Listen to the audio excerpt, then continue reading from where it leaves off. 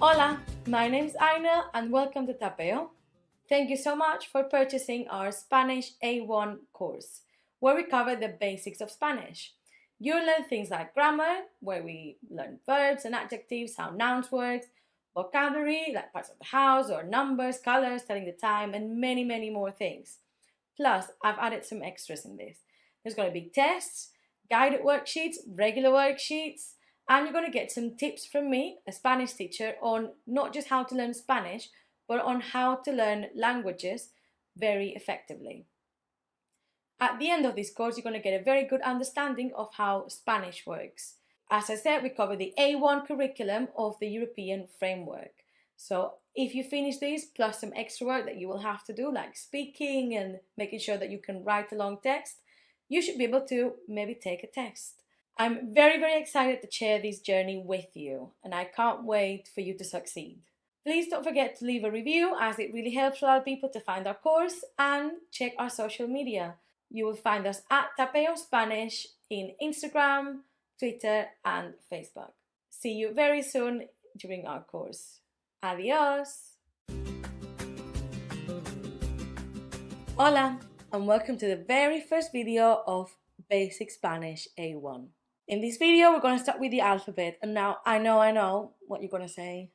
Isn't that too basic? You might think so, but in my experience, there's always going to be that one thing that you didn't know. There's going to be that detail that you might have known, but you didn't know why it's that way. You didn't know how exactly it sounded, because we're also going to do, after the alphabet, we're going to do some phonics like I do in my primary school, but we're going to do it in Spanish. So you understand the sounds and the different letters in Spanish and how it works, like the roll in the R, so many things. So I really want to start with the very, very basic. And while, some of you might just know all of these and you'll be happy to just listen to it in the background. But I do recommend staying and watching the whole thing, because hopefully there will be one thing that you will learn from each video, even if you knew most of it. And it's always good to have a refresher, because this is Spanish Basic A1. We have to start with the very basic, don't we? So let's go for it. We start with the Spanish alphabet. In Spanish, we call it abecedario, because the first three letters of the Spanish alphabet are A, B, C. So it makes abecedario. And I hope you didn't know that, because I was way too old when I learned about this. Okay, so let's get started. So as you can see, this is the Spanish alphabet. And you will notice that there's one extra letter that it doesn't exist in the English alphabet. That's a letter ñ or ñ. I'll say the whole alphabet in one go, and then we'll talk about the ñ and everything else. So it's A, B, C, D, E, F, G, H, I, J, K, L, M, N, Ñ, O, P, Q, R, S, T, U, V, W, W, X, Y, Z. Now the main differences, I would say, are the vowels that you give them a name. For our vowels, we give them the sound. And for what I say, A, B, C, D, E, what's my E? It's your E. And what's your I? It's my E. Sounds confusing, I know. But I'll do it one more time. Follow along. And it might help you, maybe if you have to ask someone to spell something, like, oh, the name of the street, can you spell it for me? That would be really helpful if you knew how we say the alphabet. Let's do it one more time. A, B, C, D, E, notice the E, F, G, H, I, no I, I, J, K, L, M, N, ñ, O, P, Q, R, S, T, U, V, W, X, Y, Z. Now I said we'll talk more about the letter ñ. There's going to be a full video dedicated almost just to that letter because it needs proper attention of how to pronounce the ñ, how to do everything related to the ñ. There's also going to be an explanation on how to roll the R's and how they work, why sometimes they are rolled and sometimes they're not. It's a whole thing. But trust me, it's not as bad as it seems. This was a very good, easy way to start, I hope. And I'll see you in the next video. Adios! Hola, and welcome to your second video of Basic Spanish. In this video, we're going to talk about something that doesn't exist in English. So it comes as a shock, and I know that especially you start seeing it as soon as we start seeing full words, and it always catches people's attention, but you don't know how it works, so it's just a bit confusing. So I want to get it out of the way. You don't need to worry about these too much because I teach Spanish from reception to year 6. I know it's not very high level, but I also do tutorings and I teach many levels. And as far as I know, A levels for Spanish, they learn about so many things. It's absolutely ridiculous, the stuff that they learn. They learn about music, like history of Spanish music, and they learn about all these language, like very specific things. They don't learn about tildes, which is what we're going to talk about. So don't dwell on it too much. But if you know how it works from the beginning, it's going to make a difference, again, in the long run, which is why we're doing it now. We're not going to focus on it, but I might, for example, in the future, tell you, oh, this word, and then you pronounce it raton, because the tilde, focus on the tilde, or remember, notice the tilde. Basically, tildes are those straight lines that come out of vowels only, and they tell you what syllable of the word or what vowel of the word has to be stressed. Now, look at these three words. We've got raton, lápiz, and teléfono. I'm doing it a bit of a dramatic now. Obviously, you would not be so dramatic when we're doing this like in a normal conversation, but I want you to notice here. You can see that it happens in 3 different places. So the first one is on the last syllable, raton, not raton, raton, raton. Now, I'm not going to go over the rules over why the accent is on the last one and sometimes it's not. But if you see a stress, a tilde on a vowel, know that that's going to be the one that is going to be stressed. If there's nothing, that gets a bit quite complicated, to be honest. But for now, I want you to see and know how it works. The first one, raton, it's on the last syllable. The second one, lápiz, lápiz. So a lot of my students start saying lápiz. Obviously, we're going to talk about the phonics of the letter Z and how it's like sound and not s, although it can also be s, coming soon. So lápiz and not lápiz. And last one is teléfono, teléfono, teléfono. Notice it's on the third to last syllable. When it's on the third to last, it's always going to have the tilde. And sometimes it won't have it if it's on the second to last or the last one. But again, I'm not going to explain the rules, just to know that when the stress is marked by a tilde. Okay? Let me say the 3 words again so you can notice that stress. Raton, not raton. Lápiz, not lápiz. And teléfono, because I know you said telephone, so it would be teléfono if you went with the English. So it's teléfono. Again, if you see the stressed, you just have to try to pronounce them as close as the Spanish as you can. So what you want is to, oh, I know this. I know Aina has told me that when there's a line over the syllable, over the vowel, that means that it's stressed. I know how this works. I'm confident I can read this. It will happen especially when we start reading, when we do comprehensions, things like that, that you will have to notice these little things. Hope it made sense. I know it's a bit chaotic and it's a lot of information for the second video. I thought we were doing basics. It's still basic. Trust me. Again, don't dwell on this too much, but it's very good that now you know this. I'll see you in the next video. Adios! Hola, and welcome to your first phonics lesson. We can't start any other way but talk about the br or r, that really rolled R that is so hard for many English speakers.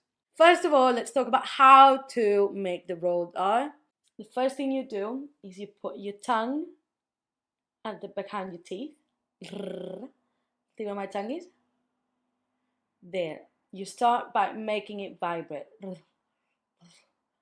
Kind of push it forward until slowly practicing you will make that sound happen. I have to say, it's not vital for us native Spanish speakers that you roll the R's. We expect a certain level of happening, and it's fine. The fact that you are making such an effort, the fact that you are learning our language, it's more important to us than the fact that you can roll your R's to perfection. So don't stress on it. I feel like I say don't stress and don't dwell on things far too much in these videos. But it's true. You are doing the first step. You are learning Spanish. It will not be perfect at the beginning. And it might not even be perfect at the end. I've been doing English basically all my life. And I know it's not perfect. I've got my accent. And it's how it is. I know that people understand me fairly well. I've got a good level. I'm confident. Doesn't need to be perfect. I don't need to have a London accent or an American accent for that matter. I just need to be speaking well, using the correct verb tenses. I need to make the sounds. I know that, and this will be the opposite for you, in English you speak far slower than we speak in Spanish.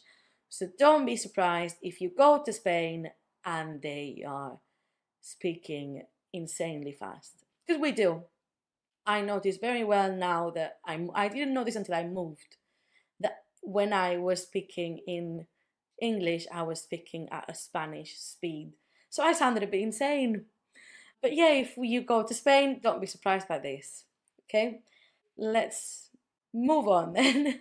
The R's, you can have one R or two R's. And depending on the position of the letter, depending on what's around the letter, and if you've got one or two, it will sound like dr, or it will sound like like a soft r. For example, I'm going to show you three words. Rata. Rata sounds like a rolled R, a strong one, because it's at the start of the letter, or of the word. Rata. Again, if you said rata, I would not what you mean. Anyone in Spain would not what they mean, unless they're trying to not collaborate with you in any way. But you would know.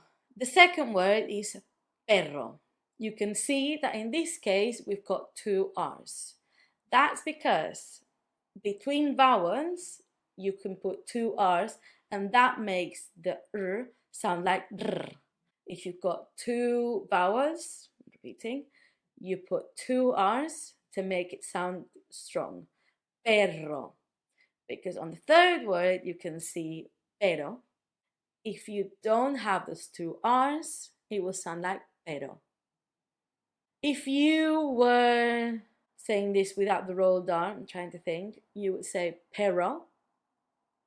That's very English accent. It's so English. Pero, pero. You would try to make that r a bit harder with perro when you mean a dog than when you mean pero.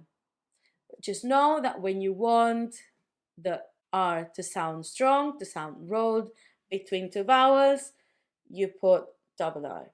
And at the start of the sentence, you always put just one because it will always sound strong. It will always sound rolled. If it's between a vowel and a consonant, it will always sound soft, pero.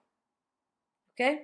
I hope that makes sense because we're moving on to the next letter that it's quite important and that my students, after years and years of me saying this, still sometimes get wrong and get a very dirty look from me until they realize their mistake. It's the letter H, which in Spanish doesn't have a sound. We call it H on the alphabet, but then it's got no sound. It's a remnant from all languages when it might have had a sound. We'll start with the first word, which everyone knows, which is hola. You don't say hola, do you? You know, everyone knows this word. Everyone knows how to say hola. We say hola, we don't say hola. This makes it hard for you to spell stuff correctly because it doesn't have a sound. You just know it's there, kind of, because it makes no sense. We've got many words that start with vowel and don't have the H in front of it. You just have to know. But it's fine. Again, you are doing a basic Spanish course. You're learning these words. You're seeing them for the first time. You're just trying to notice how it works. So the first word, hola, not hola, hola. The second word is hacer, not hacer, hacer. And then the third one that I want to show you is because it's in between the word. It's ahora, which means now. It's ahora. It just sounds like lots of vowels put together. Ahora. But not ahora. Notice the R because it's between two vowels. If it had double R, it would be ahora, which is a completely different thing. Again, notice the AH, it's ahora, not ahora. Just remember, if you see an H, it will not have a sound. That's it. It will have a sound if you mix it with a C, which makes ch, which is like the English language, so you don't have to worry about this. Okay, I hope that this makes sense, and I'll see you for the second phonics lessons because, yes, there's going to be plenty of them. Adios! Hola, welcome to video number 2 of your phonics lessons. We're going to talk about 4 different letters and sounds. These are ch, ñ, l. Don't get stressed, we'll slow it down. Right, the first letter and sound is ch. The sound is easy because you've got it in English. It's CH, which makes ch, like in coche, which means car. Easy. The second sound, a letter you've got in English, which is J, but the sound for us is it's almost as if you were gonna try to clear your throat if you got a bit of phlegm, like so jirafa. Jirafa. It could also be a very strong H for you, but it's a jirafa. Jirafa. If you made it like a very strong jirafa, again, like I said with the ñ or with the R's, it's fine. It's fine. Remember that you are making that first step in learning a language. So, jirafa from the letter J. And that will always be the sound with letter J. It will always be, because we'll see that there's another letter that kind of makes that sound sometimes. The next letter and sound is the ñ. The easiest way for you to know how to make this sound, because you already know how to make that sound, kind of, is the sound in lasagna. In English, that GN in your lasagna, it's my lasagna. It's basically the same sound. You can refine it more when you start speaking more fluently, but for now, just remember that the ñ sound is basically the sound in your English lasagna. So, lasagna, for example, we say the main word that we have in with that ñ is España, which is Spain in English. Yeah, lasagna. Who knew it was going to be that easy? Right, and the last letter, sound, whatever you want to call it, is ll. Now, not all places make the ll sound ll. you can kind of make it sound like a y. It's made by two L's put together. It's not in the alphabet, but we put them together to make the L sound. We would say it for example, llamar. Llamar. We could say llamar, we can say llamar, like a y. Or some people in some countries would say llamar, like a j. So you've got many options, and if you want to say, I think the easiest way for English speakers is normally to say it as a y. So llamar, llamar, llamar, llamar, all with the same sound / letter. Easy enough, wasn't it? Much easier than rolling the R's, I know that. So I'll see you in the next video where you're gonna have a few maybe not as easy sounds and letters. Adios! Hola! Right, are you ready for some fun? Because this one's a bit tricky, but it's not too bad. Once you know, it's just a bit complicated, but that's Spanish for you, isn't it? It's the letter C. We call it C, and it can make the sound K, or it can make the sound Th. Let me tell you how. So, if it's followed by A, O, U, it will make the sound K. So, Ka, Ko, Ku. You will see that in the words casa, barco, cuna. Doesn't matter where it goes in the word, as long as C is followed by A, O, U, it will make the sound K. Casa, barco, cuna. When we mix C with E and I, E, I, it will make the sound Th. So, the, thi. The words would be, for example, cerdo or cine.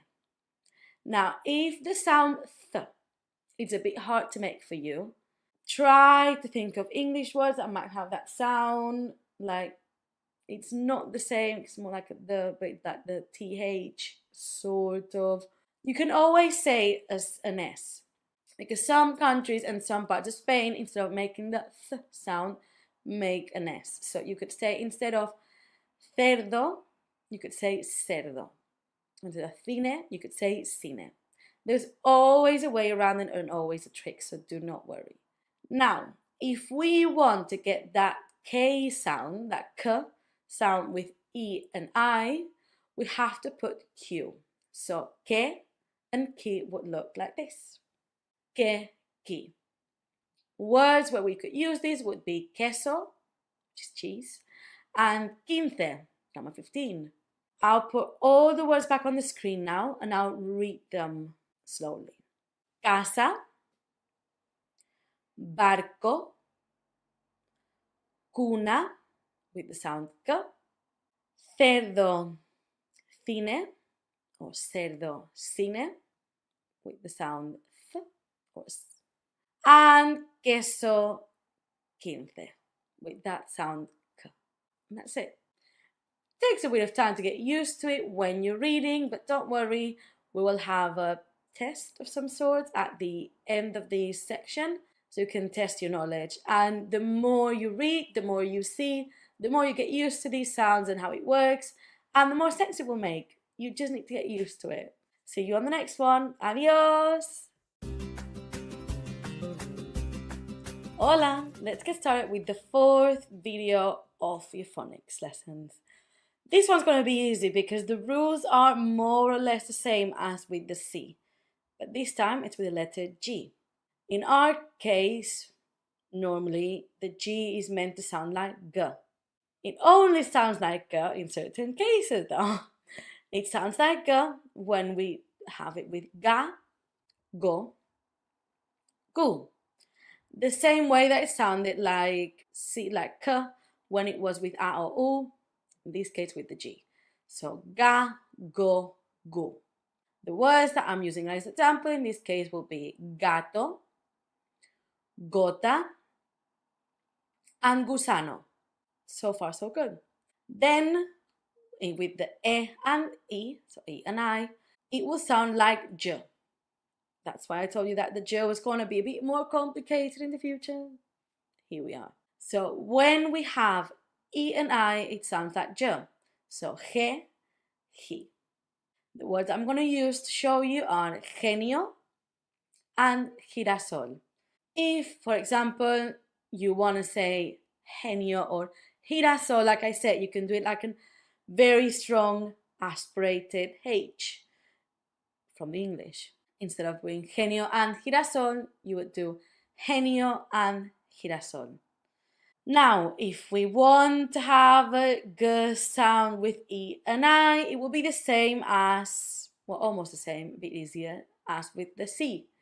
We'll do the G-U-E, G-U-I, so ge, gi, like this.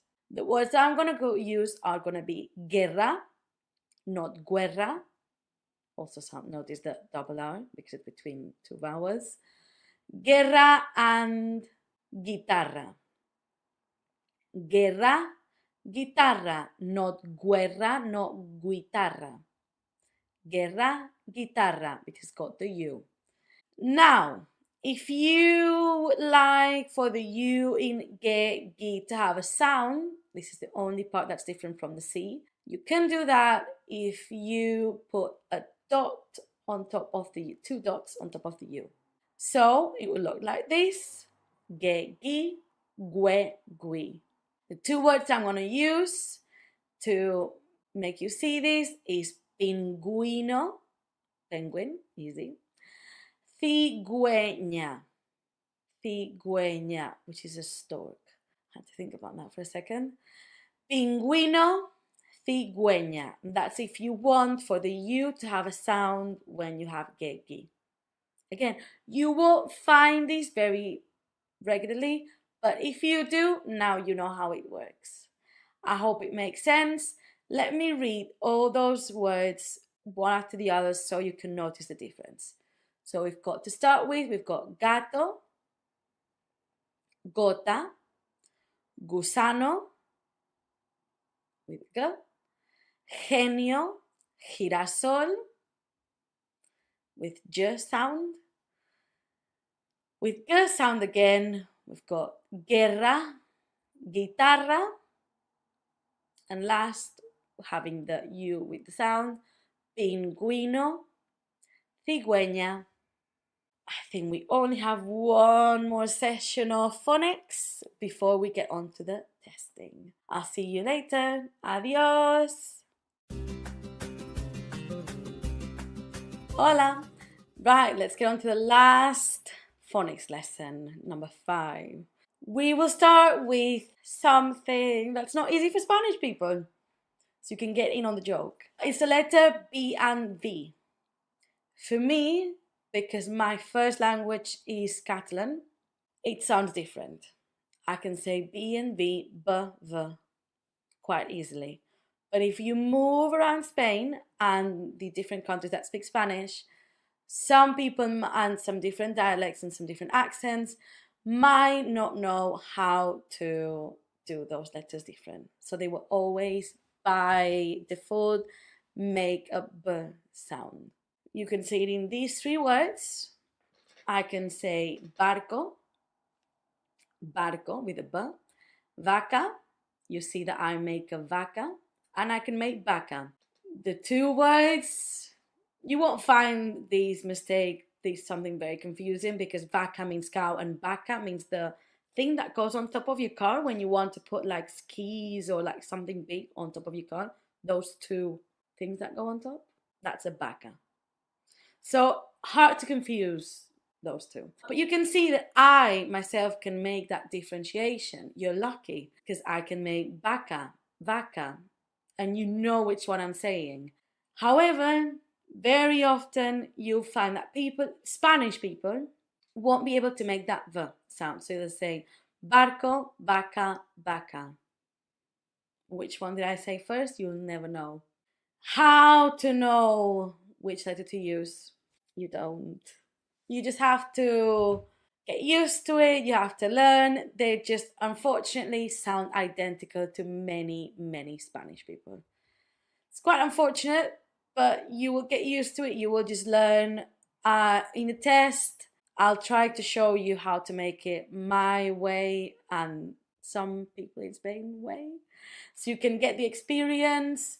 Normally, when I make my videos and when you are learning, I will do it my way because what comes naturally to me. But I do want you to know that this is a thing and that this happens. The good thing about having a Spanish teacher is that you get these tidbits that you might not know if you're not as experienced. Call it being Spanish. The next letter sound is much easier. It's a double C. For us, it sounds like th. It will sound much easier once you see the words. Acción, dirección. I've told you before that third sound can be substituted for a s. So acción, dirección, completely fine. I would say acción, dirección. Not too bad, is it? The very last sound that I'm going to torture you with is the letter Z. In English, the Z sounds like Z, sounds vibrating. In Spain, you won't find it in that many words. A lot of words that you will see it in will be coming from the English or from other languages. The word I'm going to use to show you is tho. To us, it sounds like th. It doesn't sound like z. If you say zo to someone, they will understand. If you say so, which is the way that some Spanish people would say tho, because they can't make the th sound as well, they would make so. If you say different letters, different ways, it doesn't matter. Tho, zo, not correct, but we will understand. And so, the way some people make it. Right, now you've had all your lessons on phonics, and I'll see you on the next video for 2 different videos of 2 different tests. I hope it works out, because these will be when you actually put what you've been learning to test and you see if you understood or not. If you need to rewatch these videos, and I would suggest that you do perhaps, before you do the test, that will be quite helpful probably. I always recommend watching these videos several times because it helps. The more you hear it, the more you see it. It makes more sense after you've seen all the videos to rewatch them as a reminder to make it sink in, whatever you want to call it. It just helps. So, see you for the tests. Adios.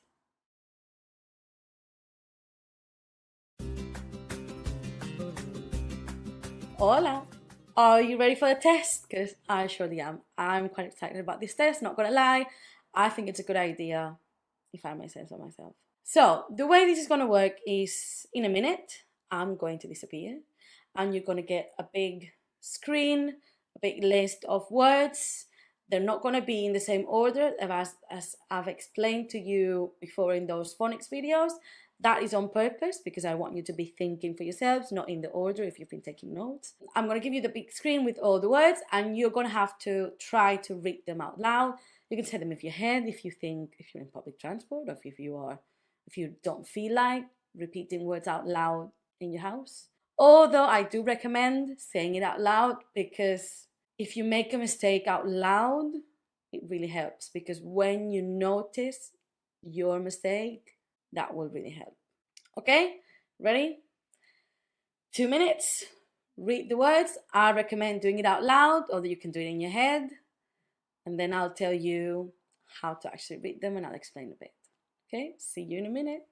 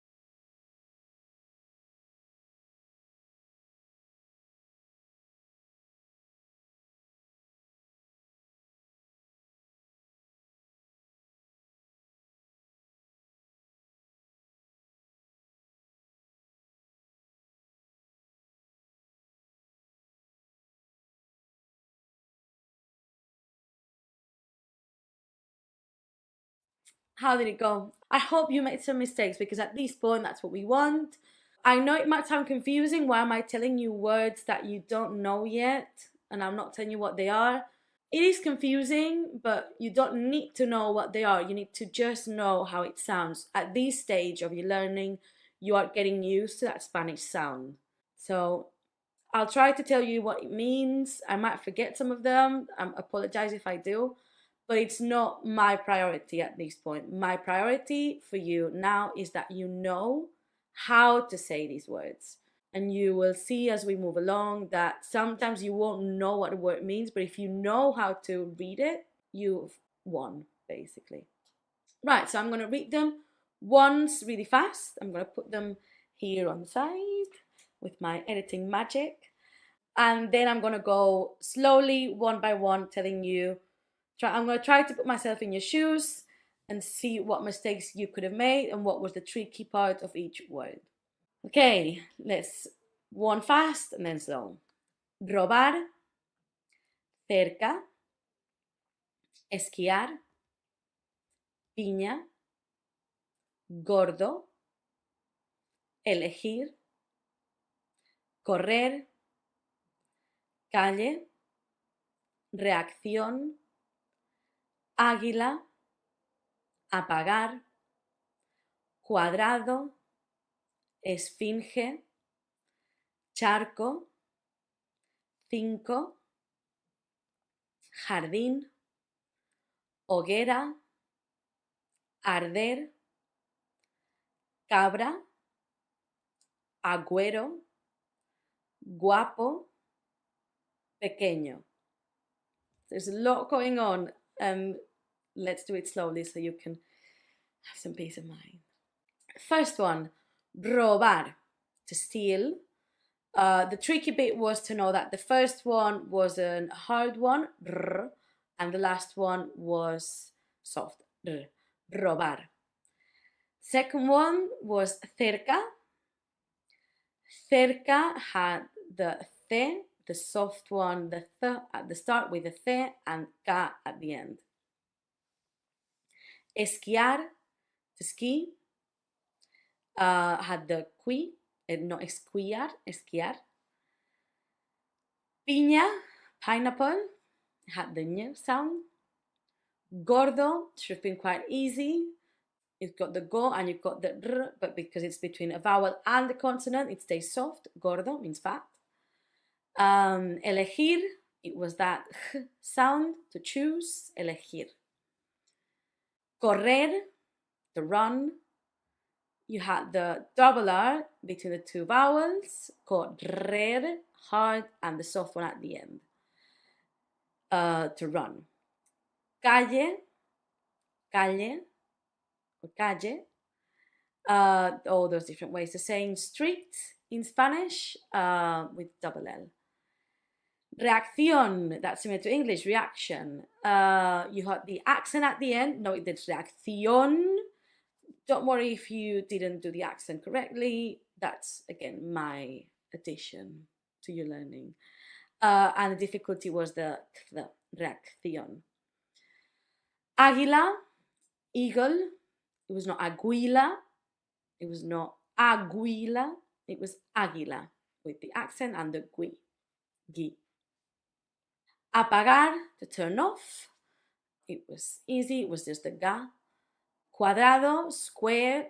This one might have been a bit tricky because you've got the C and the U and the A makes cu. That was the only thing you had to notice, the cu. Esfinge, sphinx. It was the ge at the end that sounds ge, not ge. No, it's not esfinge, esfinge. Charco, puddle. Charco had the ch at the start and the co at the end. Cinco, number 5, had the thi and it also had the co. Thi sound, same letter, 2 different sounds. Jardín, garden, had the accent at the end and it also had the h sound, ja, although h, the J always sounds h. Hoguera, fire pit. Not fire pit, big fire. Hoguera had the difficulty of the H at the start, not hoguera, and it also had the gue. That sounds ge. Hoguera, hoguera. Arder had the difficulty of the R's, that's soft, because it's between a vowel and a consonant. Arder means to burn. I said there's a theme in these couple of words. Arder, to burn. Cabra, it was not cabra, it was cabra. Agüero, this was the two dots on the U that make it sound, that make give the U a sound, even though it's in a gue. Agüero. The next one, guapo. It's not gapo, it's a very different thing. Sorry, I forgot the last one. Cabra means goat. Agüero, not sure how to translate it to English. Guapo means handsome. Guapo could have been tricky, that you could have said guapo, gapo. And last word, pequeño. You had the ñ and you had the que. Not pequeño, pequeño. Okay? I hope that went well. I hope it makes sense. I think it might help for you to try to read them again without me. Go back to that screen and see if now it's, oh, that makes sense. All the videos that you can re-watch, it will help. Tests as well, do them a few times, maybe give it to rest, come back to this in a few days, even if you've continued with your Spanish course, come back to the test, because if you can read, you are the winner. I'll see you in the next video for a second test. Adios!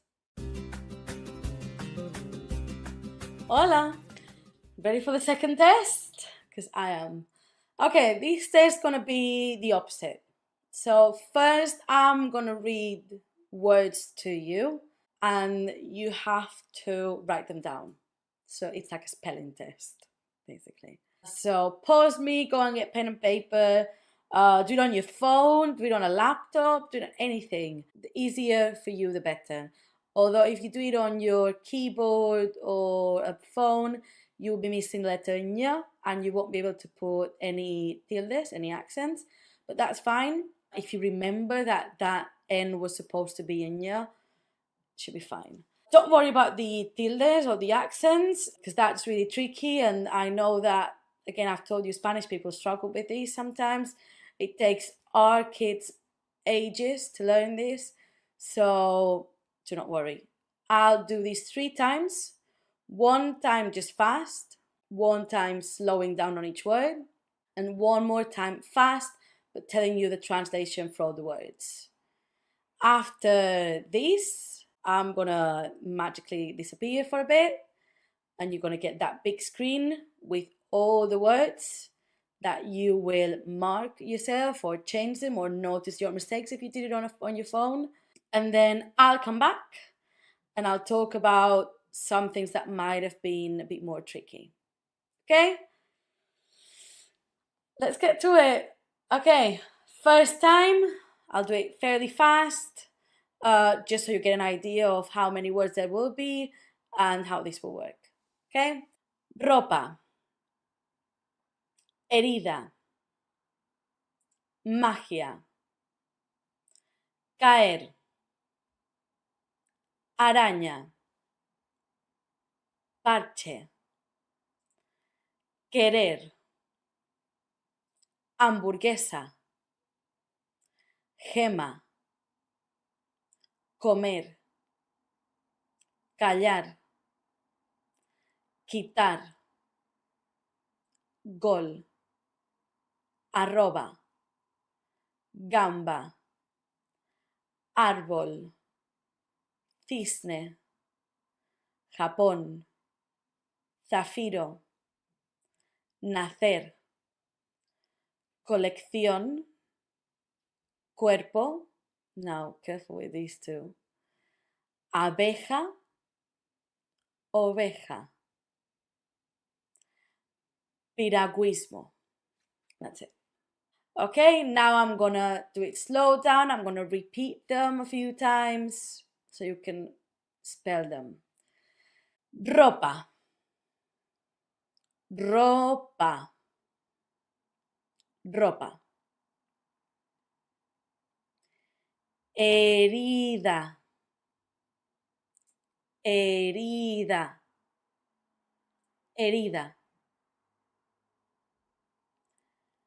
Magia, magia, magia, magia.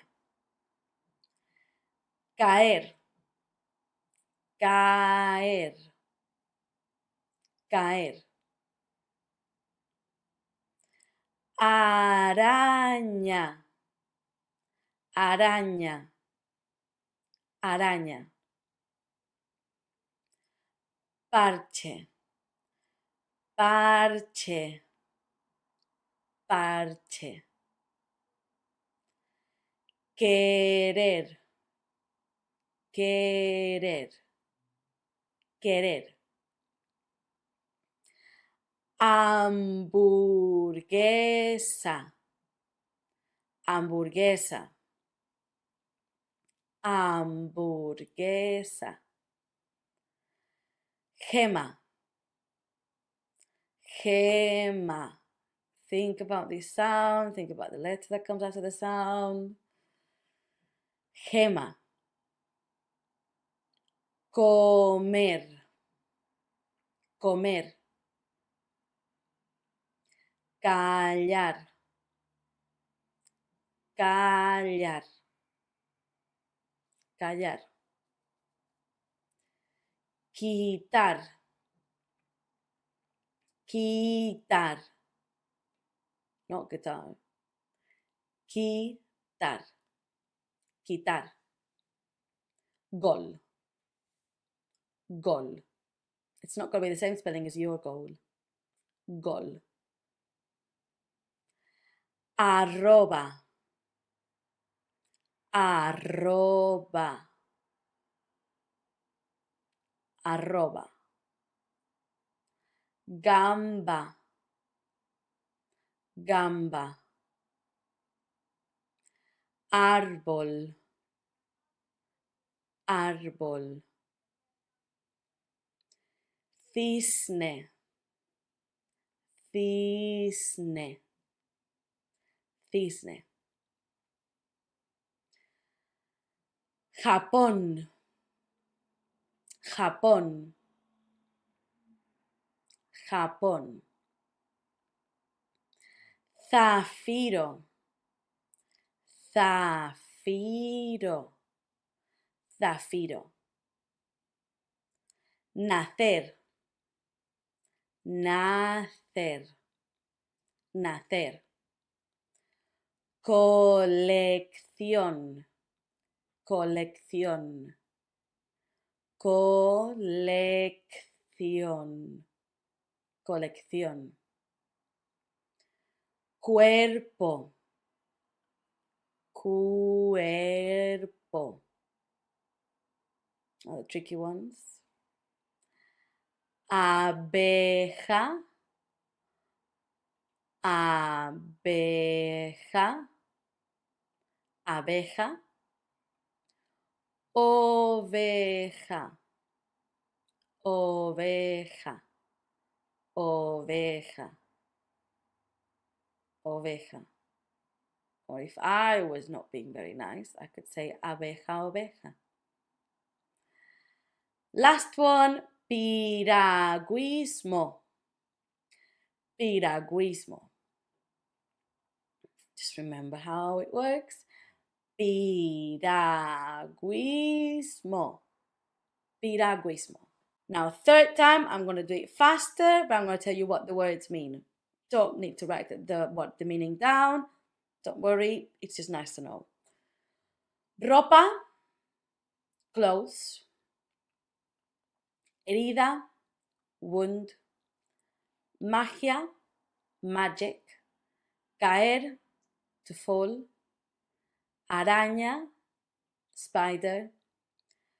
Parche, like a plaster that you put when your wheel, like the wheels of your car, have a hole and you put a parche on them.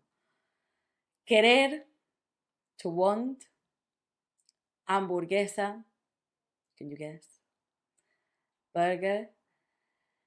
Gema, a gem. Comer, to eat. Callar, to shush, to be quiet, to shut up. Which in Spain, by the way, it's not rude to tell someone to shut up, like calla. Quitar, to take off or to remove. Gol, again, can you guess? Gol. It's not a goal as something you achieve, it's a goal just for football. Arroba, it's the at from your emails. Gamba, shrimp. Árbol, tree. Cisne, swan. Japón, Japan. Zafiro, sapphire. Nacer, to be born. Colección, again, these ones are kind of easy. Collection. Cuerpo, body. Abeja, bee. Oveja, sheep. Piragüismo, kayaking. And now I'm going to disappear and you can gonna see all these words on your screen for about 1 minute, but you can pause it if you need to have it for longer. And then I'll come back so you can see and I can tell you which parts of the word were supposed to be tricky. See you in 1 minute.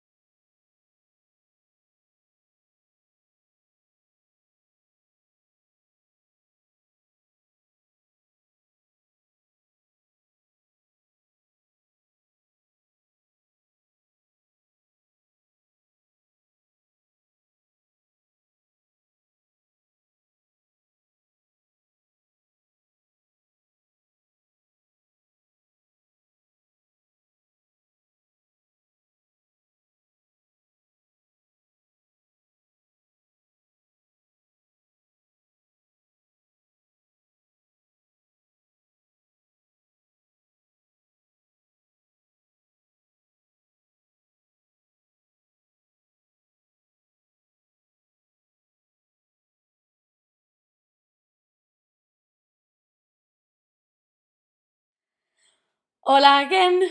The first word, ropa. The tricky bit was the R. It shouldn't have been too tricky. Herida, that might have been the bad one because you don't know that herida, which means wound, has a H at the start. Magia should have been fairly easy, now that we know that G and I make he. Caer was the ga. Araña was the ñ sound, which at this point hopefully would have been fine.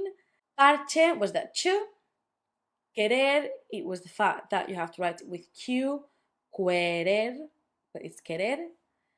Hamburguesa had two things, the H at the start. Although if it's a word like this, that it sounds similar and it's gonna look similar as well, if that makes sense.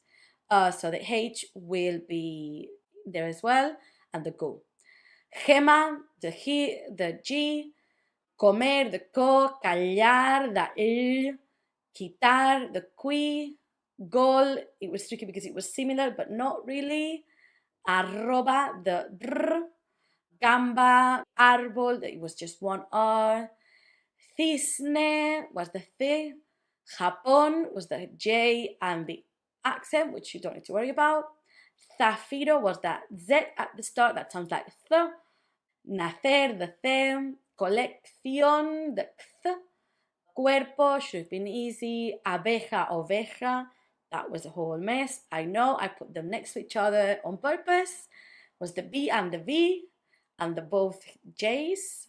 And piragüismo, it was the gui with the U making the sound.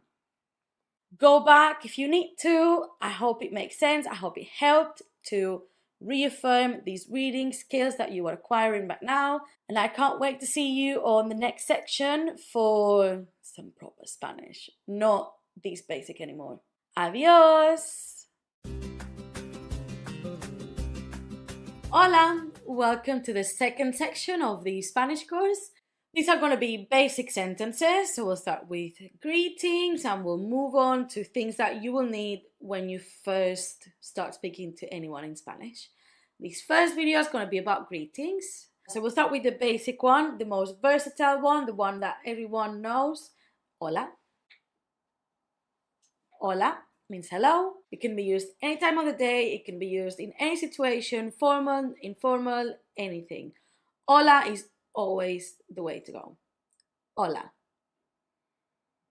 Hola. Repeat with me when I say these words. It's good that you practice out loud. Hola. Next, we've got 3 ways of saying hello, and it's depending on the time of the day. The same as in English, it would be the equivalent to good morning, good afternoon, good evening. So let's get to it. The first one is buenos dias, which is good morning.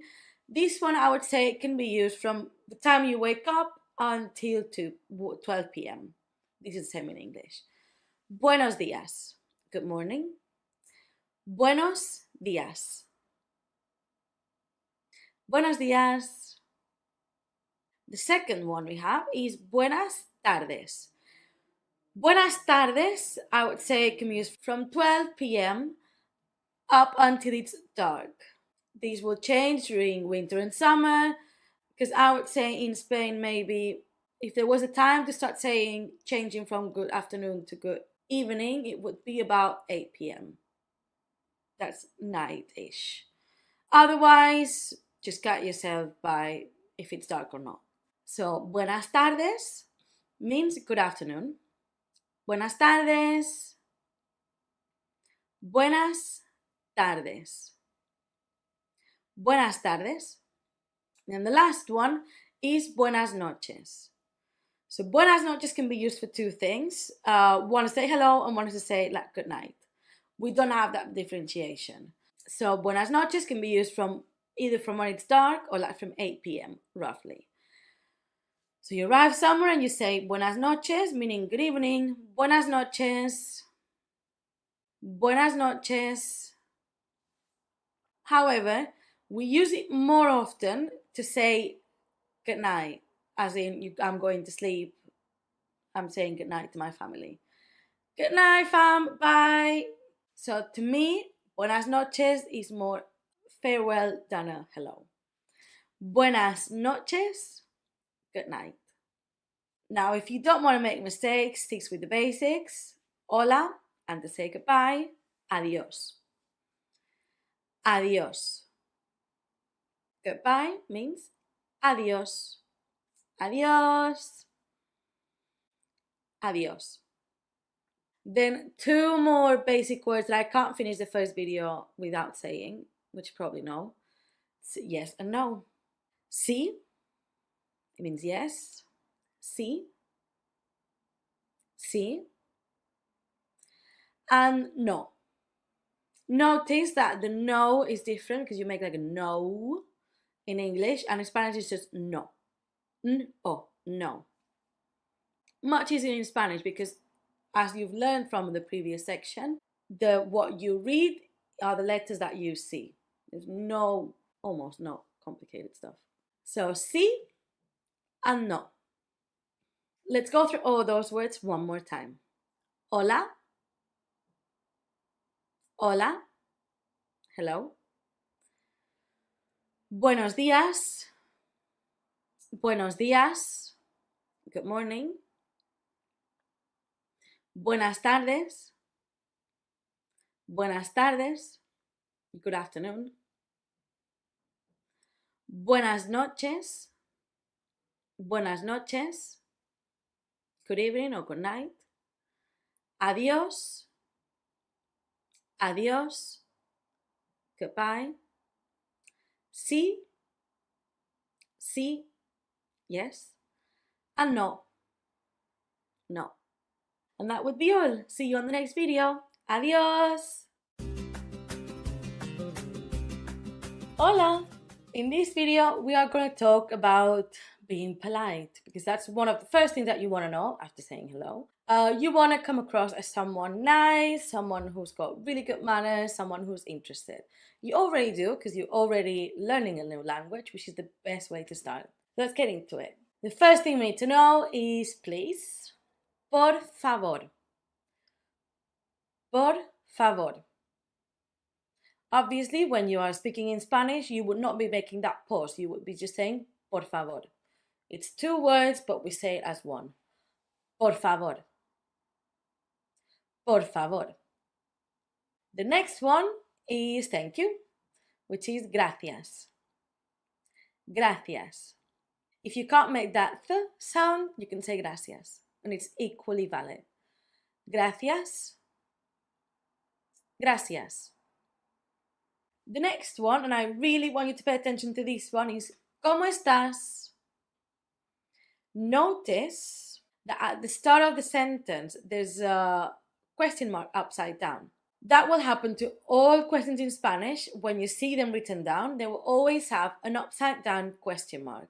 And that is historically because Spanish people talk so much and we write so much. When I'm a translator, so when the first thing that we were taught is that for one paragraph in English, there's going to be at least two in Spanish, or that it's going to be at least double because we use more words. So our sentences are also longer than the ones in English. So it could be that I'm asking a question that's going to be almost a paragraph long. So when they were figuring out how the language was going to work, they decided to put this upside down question mark at the start. So when you would be reading something, you would know that in your head that to make the sing-song of a question, because you read differently if it's a question or a normal sentence. So that's why it is there. Again, one of my many fun facts that I hope you enjoy. But yeah, that's why. Just so that you know that it exists, that you know why it is there. Very good trivia question, I guess. And it's going to always be there. Don't get obsessed with it, but it will. ¿Cómo estás? Means how are you? ¿Cómo estás? Again, when it's not many words, we normally merge them into one because we want to say so many words. We speak a lot, in case you haven't noticed. ¿Cómo estás? ¿Cómo estás? How are you? Then the answers can be, let's say, 3 tiers. Bien. I'm good. I'm doing well. Bien. Bien. And the next one would be así, así. You can also say tirando. Like, we're going. That means it's like so-so. You can also say regular, which is not regular. It means like normal, average. Así, así. Tirando. Regular. All of these 3 mean so-so. And then if you want to be very catastrophist and you want to say that you're doing really badly, you would just say mal. Mal. Mal. Since we're talking about being polite, once someone asks you, how are you? And you have told them that mal, you have to ask, ¿Y tú? ¿Y tú? How are you doing? Much easier in Spanish for once. ¿Y tú? ¿Y tú? Let's go through all these words again. Por favor. Por favor. Please. Gracias. Gracias. Thank you. ¿Cómo estás? ¿Cómo estás? ¿Cómo estás? How are you? Bien. Bien. This means good. Now the 3 that are coming now mean so-so. Así, así. Así, así. Tirando. Tirando. Regular. And then you go mal for bad. Mal. Mal. And then what about you? ¿Y tú?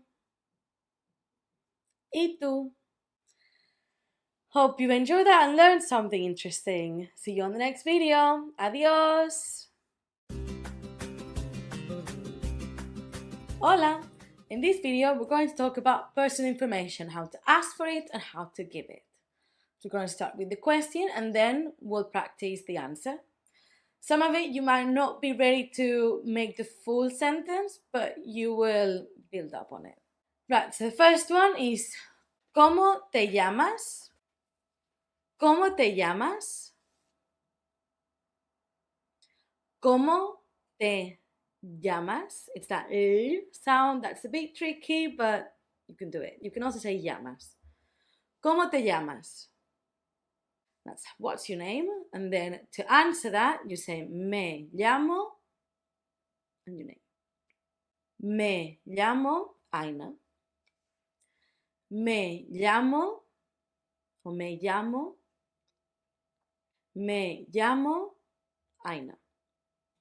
The next question could be ¿Cuántos años tienes? How old are you? ¿Cuántos años tienes?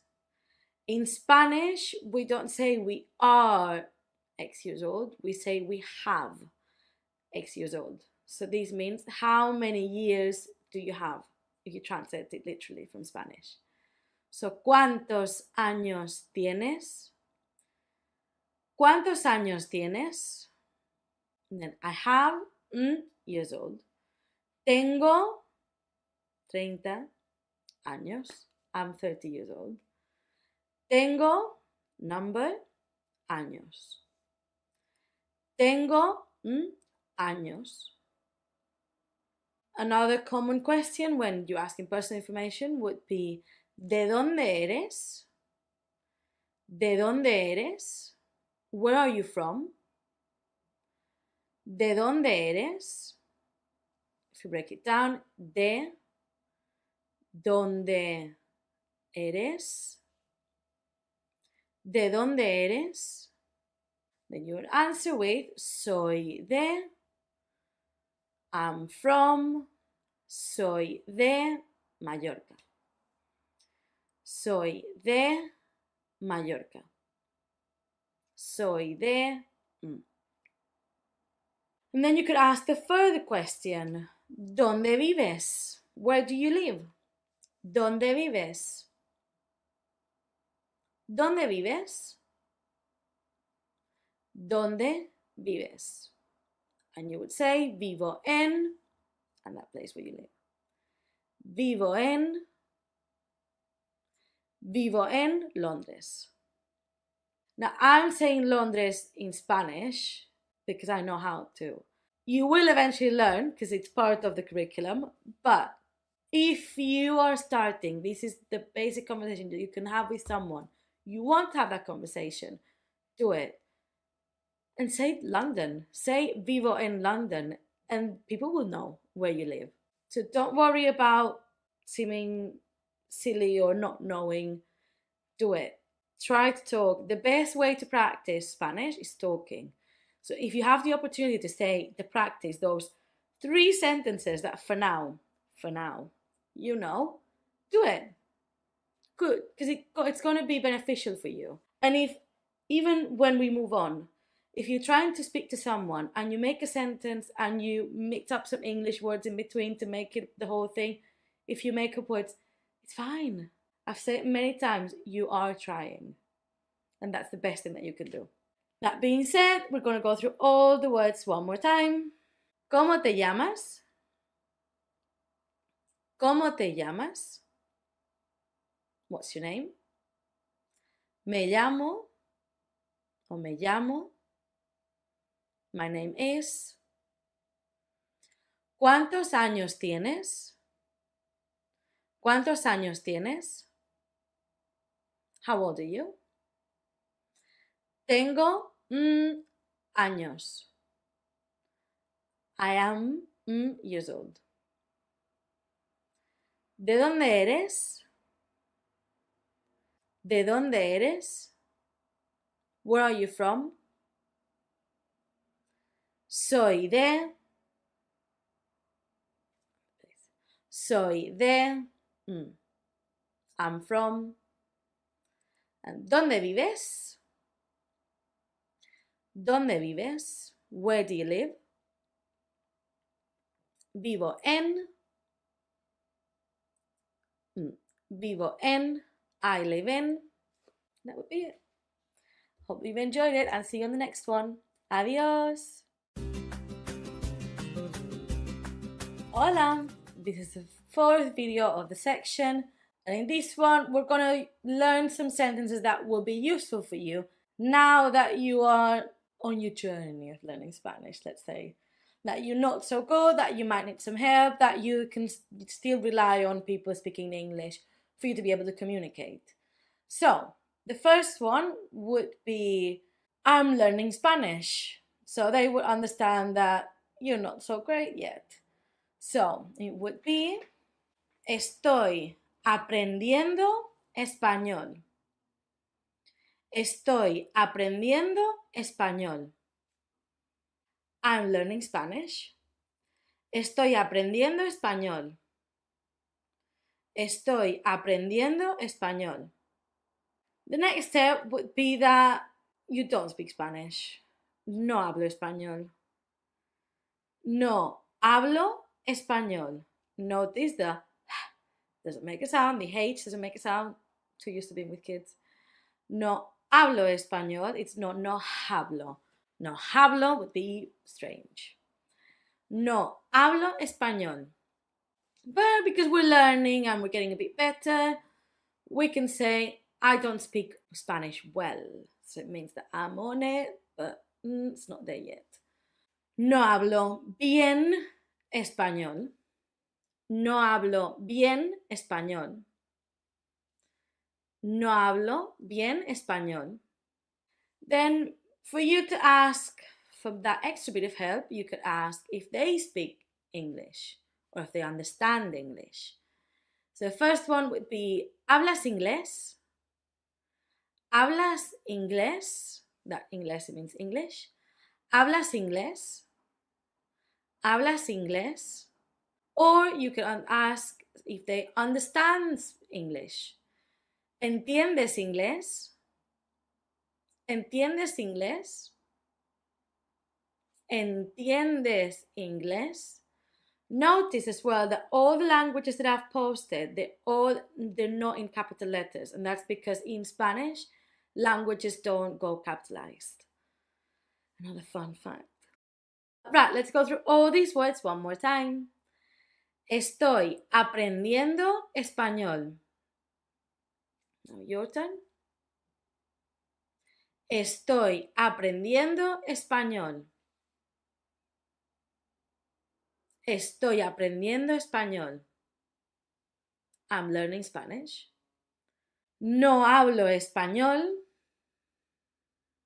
No hablo español. I don't speak Spanish. No hablo bien español. I don't speak Spanish that well. No hablo bien español. ¿Hablas inglés? ¿Hablas inglés? Do you speak English? ¿Entiendes inglés? Do you understand English? ¿Entiendes inglés?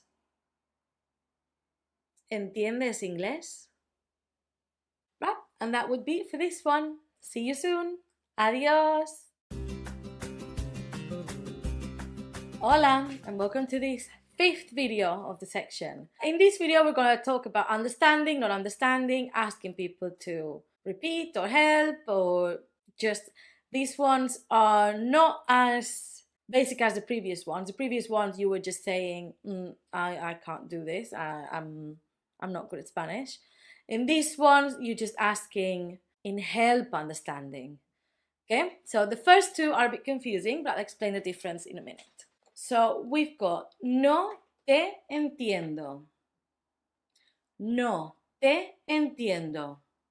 I don't understand you. It doesn't mean I don't understand you. I think in English we would say, I don't understand what you're saying. It's not being rude. I don't understand what you're saying. It means that I don't have vocabulary, or it doesn't make sense. Could you repeat? Someone maybe would phrase it another way, but if you're not being rude. No te entiendo. I don't know what you're saying. No te entiendo. The second version is no lo entiendo. I don't understand it. So by it, you mean what you just said. No lo entiendo. No lo entiendo. The difference between the two is that if you were talking to someone, you would normally say no te entiendo because you're not understanding that person. You're talking to someone. However, if it's me explaining something that we are working on, you would tell me, what you just told me, no lo entiendo. This thing that you're saying, I don't understand. It could also be in another situation, like someone explaining a problem that they haven't, no lo entiendo. Or why is my computer not working if you're working in computing? I don't know. No funciona. It doesn't work. No lo entiendo. I don't know why it's not working. Okay, so that would be the difference. If you're speaking to someone, no te entiendo would be the way for you to go. Next one. ¿Puedes repetir? ¿Puedes repetir? Could you repeat? ¿Puedes repetir? Check that roll there. ¿Puedes repetir? Acceptable. ¿Puedes repetir? Again, I told you we merged words together. ¿Puedes repetir? It sounds like one. ¿Puedes repetir? ¿Puedes repetir? And then the next one is a mouthful, but it will really help you, especially in your journey as a Spanish learner, because you would be asking, can you say that again slower? So these will help you understand the words. Maybe instead of saying the words merged into one, they'll say it more slowly, making a differentiation of words. This will help you in your learning a lot. So this would be, lo puedes repetir, similar to the previous sentence, but you add más despacio. Can you say that again, but slower? Lo puedes repetir más despacio. ¿Lo puedes repetir más despacio? ¿Lo puedes repetir más despacio? And these are some words that would be really helpful for you. I'm going to go through all of them one more time. No te entiendo. I don't know what you're saying. No lo entiendo. I don't understand it. So I'll say those two. No te entiendo. Your turn. No lo entiendo. ¿Puedes repetir? Can you repeat? ¿Puedes repetir? ¿Lo puedes repetir más despacio? ¿Lo puedes repetir más despacio? Can you say that again, but slower? That would be all. See you on the next video. Adios. Hola. We're in the last video of this section, finally. So in this one, we're going to one-up our question and asking how to say stuff. These few things are really going to be really useful for you to ask in your learning process. So these things you could ask them to me, you could ask them if you go to a Spanish tutor, you could ask them to someone who's helping you learn Spanish. You can ask them in forums if you're doing that, or in social media. You could also ask them if you know someone Spanish that you can trust and it's helping you learn. You can ask them this. If you ask in Spanish, you look so great. So these are going to be of how to say stuff and how people can help you with your learning. So the first one is ¿cómo se dice a word en español? How do you say this word in Spanish? Let's use an example. ¿Cómo se dice candle en español? Don't know how to say candle. If you're wondering, it's because I've got many in my eyesight. ¿Cómo se dice candle or any word en español? ¿Cómo se dice en español? The next one is the opposite. If you've got a word in Spanish that you don't understand, ¿qué significa? And that word. What does this word mean? ¿Qué significa vela? ¿Qué significa word? ¿Qué significa word? And then you can ask these to someone if you've got it written down. You've got a word that you've seen, you don't remember the videos from the previous section that well, and you don't know how to read it, you don't know how to say it. So you want to ask, how do you say this word? So you would show the word and you say, ¿Cómo se dice esta palabra? ¿Cómo se dice esta palabra? ¿Cómo se dice esta palabra? ¿Cómo se dice esta palabra? Right, and that's it. Keeping the last one short and sweet because I'm going to give you some work. ¿Cómo se dice en español? How do you say this word in Spanish? ¿Cómo se dice en español? ¿Qué significa? What does this word mean?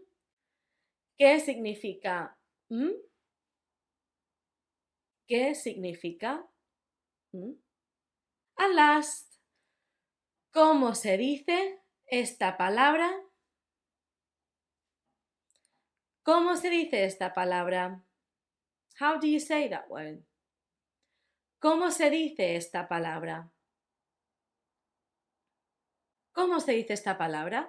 That would be it. Now, my work is to go back, watch this section all over again.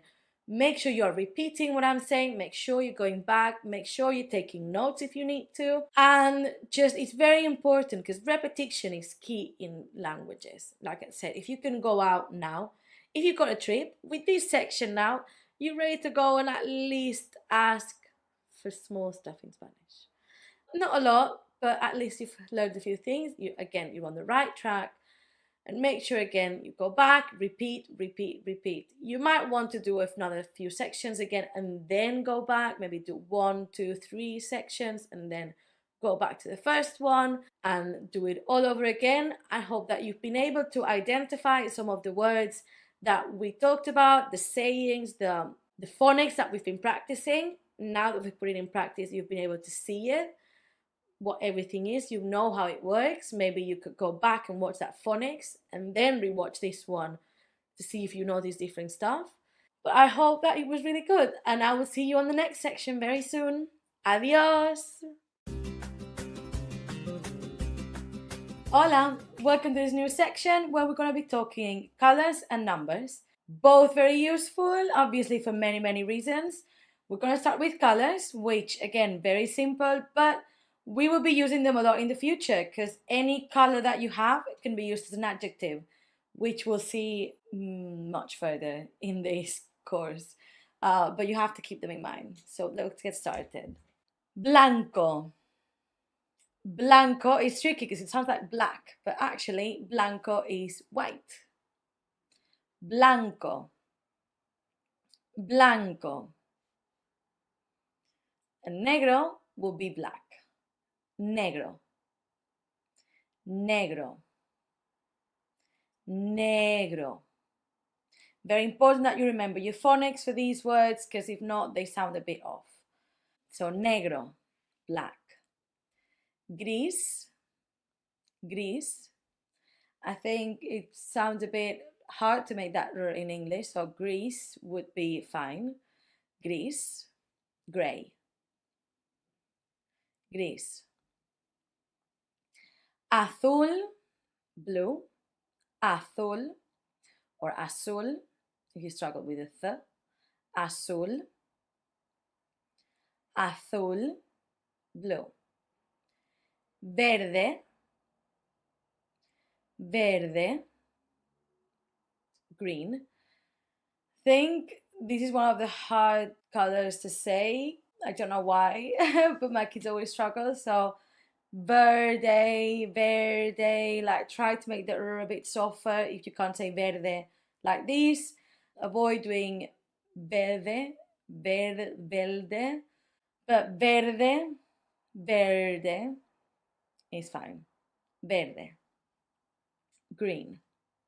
Marrón, marrón. Another one that's going to be tricky because of that rolled R, but marrón would be fine. Brown, marrón, brown. Marrón. Amarillo, yellow. Amarillo or amarillo. Amarillo, yellow. Amarillo. Naranja, that hard. Naranja, naranja, fine. Naranja means orange. And also the fruit orange is going to be naranja like in English. Naranja. Naranja. Rosa. Rosa. Pink. Rosa. Rosa. Rosa. Rojo. Red. Rojo. For the easy way. Rojo. I think that the more Spanish you see and the further you go into the course, the easier these sounds and these special letters will be.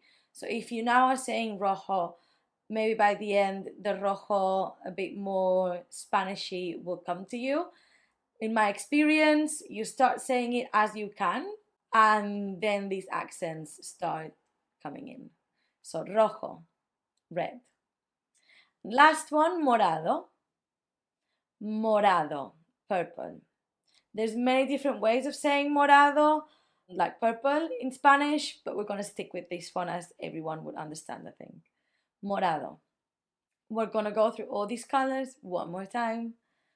Blanco. Blanco. Make sure you're repeating. White. Negro. Negro. Black. Gris. Gris. Gray. Azul. Azul. Blue. Verde. Verde. Green. Marrón. Marrón. Brown. Amarillo. Amarillo. Yellow. Naranja. Naranja. Orange. Rosa. Rosa. Pink. Rojo. Rojo. Red. Morado. Morado. Purple. That would be all the colors, at least the most basic ones that are most used. Obviously, you still have got turquoise and teal and all these, but I think these basic ones are a great start. I'll see you on the next videos where we will be learning about numbers. Adios! Hola! Hope you're ready for a new video. We're going to learn the numbers. We're going to start 1 to 10. Very basic, but very important because from numbers 1 to 10, almost every other number is born. So you will need these 1 to 10 to be very, very clear in your mind because you'll see in the next few videos how we use these basic numbers for everything else. Same way as in English and many other languages. Now, this is where the primary school teacher in me comes out because I'm very used to teaching these to very tiny kids. And we're going to do it with my whiteboard. Why not? Bet you haven't seen one of these in a while, unless you're a parent. So here we are, numbers 1 to 10. We start with uno, uno. Let's see if I can get the reflection. Uno, dos, dos, tres, tres, cuatro, cuatro, cinco, cinco, or cinco, seis. Try to say seis with that emphasis on the I a bit, because otherwise you could forget and say just ses, which happens often. Seis. Siete. Siete. Ocho. Ocho. Nueve. Nueve. Diez. Now, the best way to learn these numbers is by repetition. There will be many YouTube videos where you can listen to songs. I'm gonna sing one just right now, just so you see the joys and how much love I love my job. But songs are very useful. We start with primary school kids. I start with reception and they learn the numbers because we sing about them time and time and time again. But repetition is key. Songs are very useful, and try to write them down a few times. You'll have a worksheet where you will be practicing these numbers, but I encourage you to just take these, write them down, try to do it from memory. Don't worry about spelling mistakes. Just try to write them as you remember them. And then try again, check your spellings, go over and over again. For now, what I'll do is say these numbers again and sing you the song that I promised. Uno. Uno. Dos. Dos. Tres. Tres. Tres, if you're struggling. Cuatro. Cuatro. Cinco. Cinco. Seis. Seis. Siete. Siete. Ocho. Ocho. Nueve. Nueve. Diez. Diez. Now, here's the song that my kids love and really helps them. They go uno, dos, tres, cuatro, cinco, seis, siete, ocho, nueve, diez. Different version is uno, dos, tres, cuatro, cinco, seis, siete, ocho, nueve, diez. You choose your one. My voice is what it is. Hope you've enjoyed this. There's no embarrassment when learning languages. Whatever you need to do to learn these languages, you do it. If what you do is sing songs that are meant for children, go for it. There's no shame. I would absolutely do it if I had to learn another language right now. Now, take this in, try to have a practice by yourself, and then I'll see you in the next video for numbers up to 20. Adios! Hola! Welcome to this video where we're going to be learning 11 to 20. Now, if 1 to 10 were easy and basic and very necessary, these ones are going to get a bit easier because you'll see. And these are the tricky numbers. The further we go, the easier it gets. Trust me. Right, the whiteboard's getting make in return, not because just I love using a whiteboard, but because if I can show you what I mean, I think it's easier for all of us. Right, so we've got 11, 12, 13, 14, 15. These are the hard numbers. 11 sounds a bit like uno. 11, 2, 12, 12,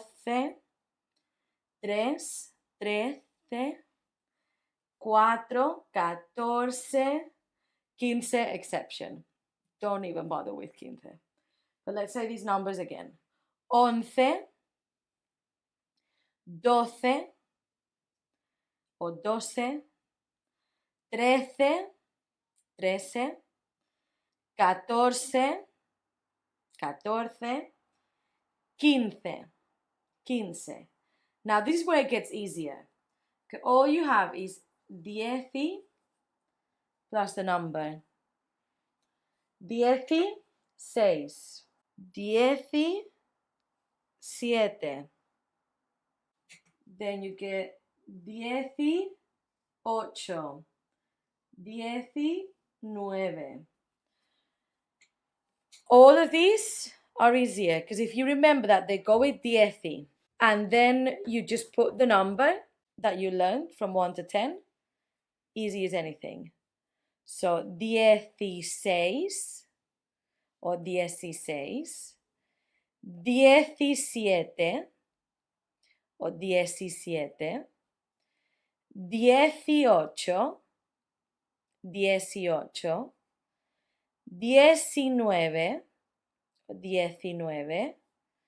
19, 20, 20, 20. You'll see why you really need these numbers in the tens numbers. Let's say all of the numbers again and you make sure that you're repeating them. 11, 11, 12, 12, 13, 13, 14, 14, 15, 15, 16, 16,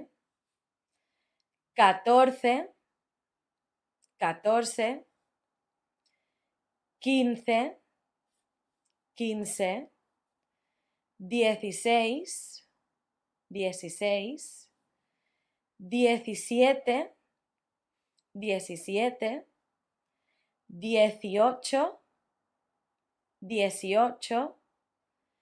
17, 18, 18, 19, 19, 20, 20. These, again, are the hardest numbers that we will be seeing. So enjoy doing the hardest bit. And I'll see you again for the rest of the numbers, basically. Adios! Hola! Are you ready for numbers to get easy? Because I sure am.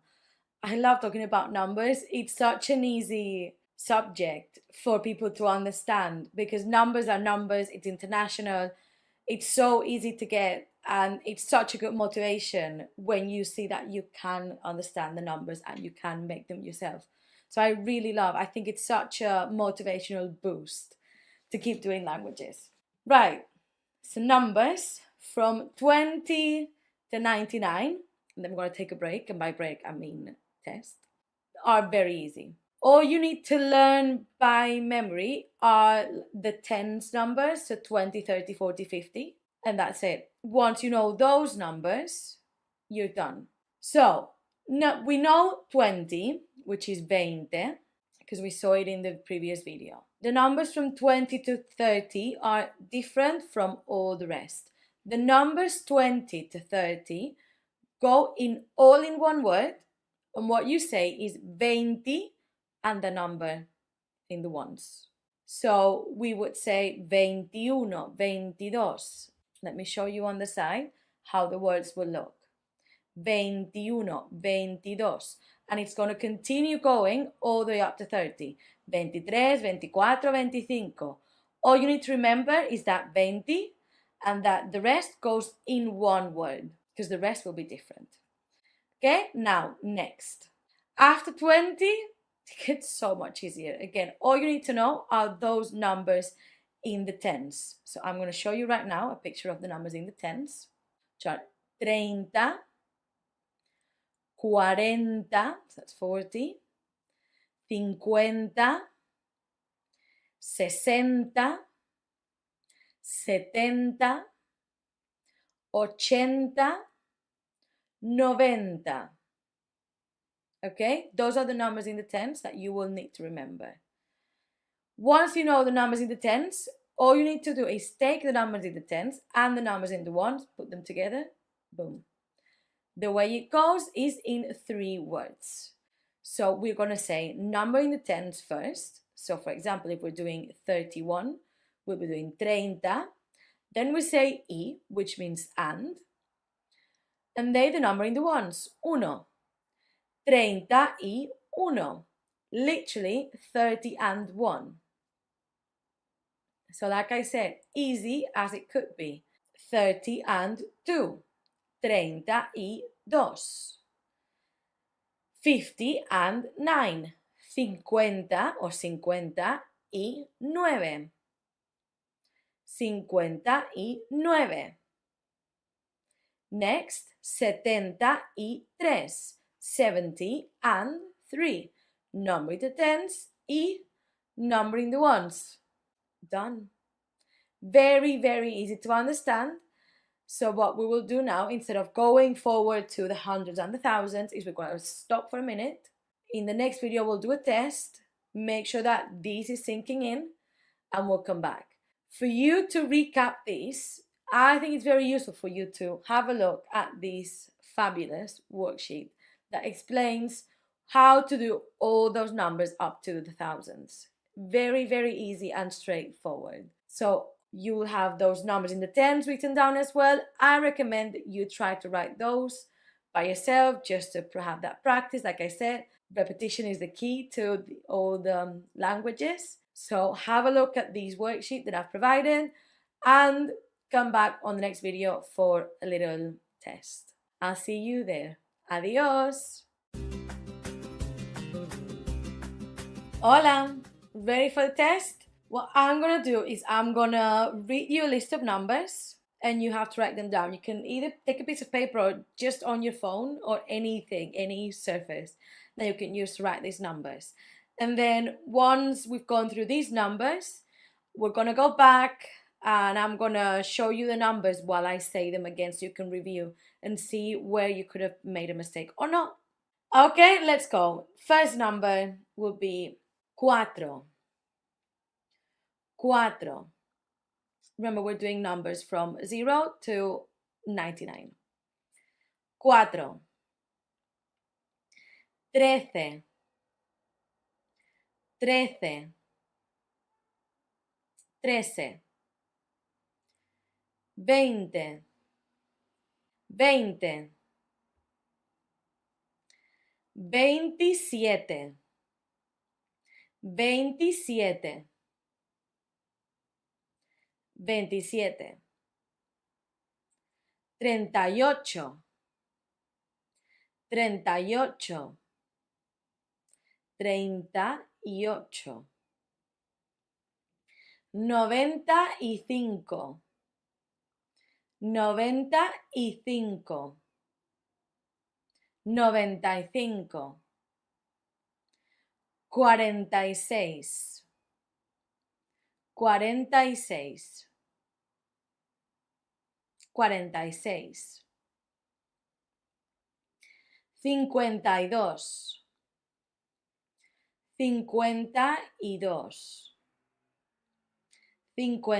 52. 61. 61. 61. Last one, 79. 79. 79. Got it? Right, now I'm going to move to the side so you can see a list of these numbers. Okay, let me read them with the image of these numbers so that you... So first one was cuatro. Number 2 was 13 o 13. 20. 27. Remember that 27 was 27 in one word. 38.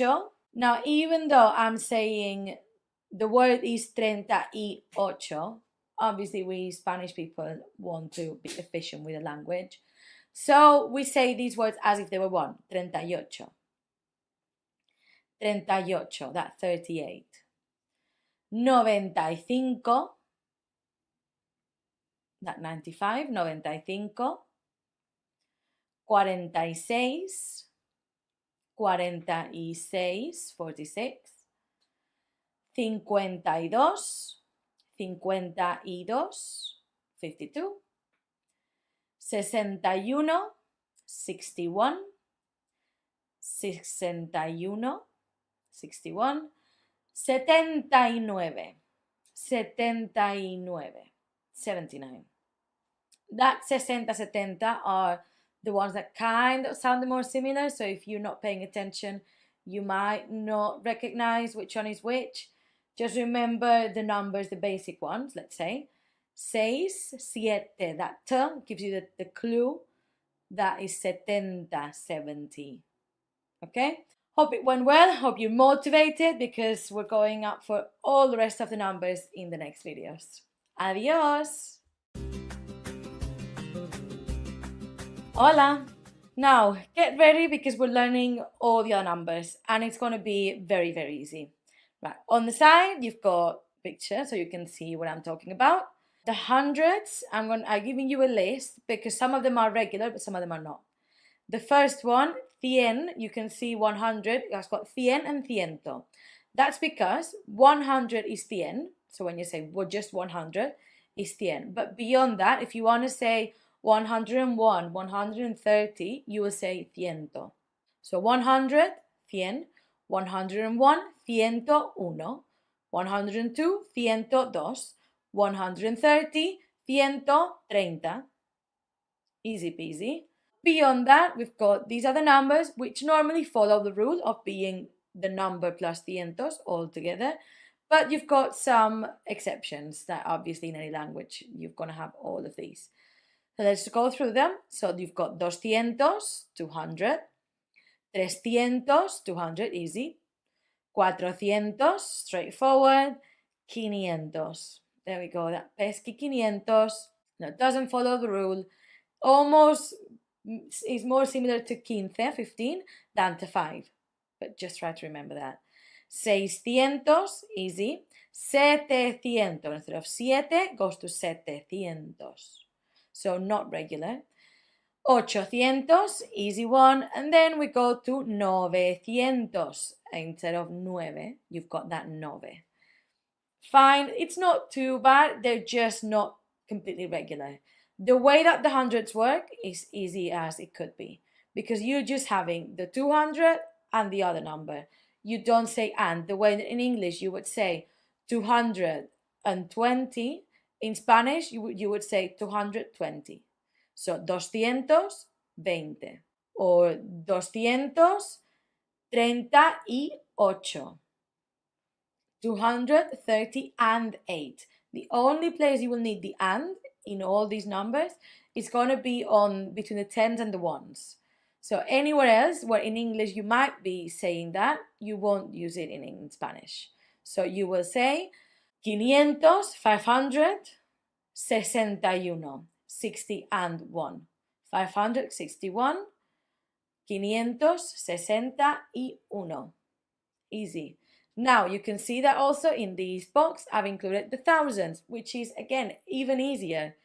All you do is add mil. Mil is 1000, and then beyond mil you just add the number in front of these numbers. So for example, if you've got 2000 is 2000, 3000, 4000. If you want to say a bigger number like 27,000, you literally say 27,000. 27,000. 27,000, and if you had the number in the hundred, 27,300. No ands. 27,000 and then the other number.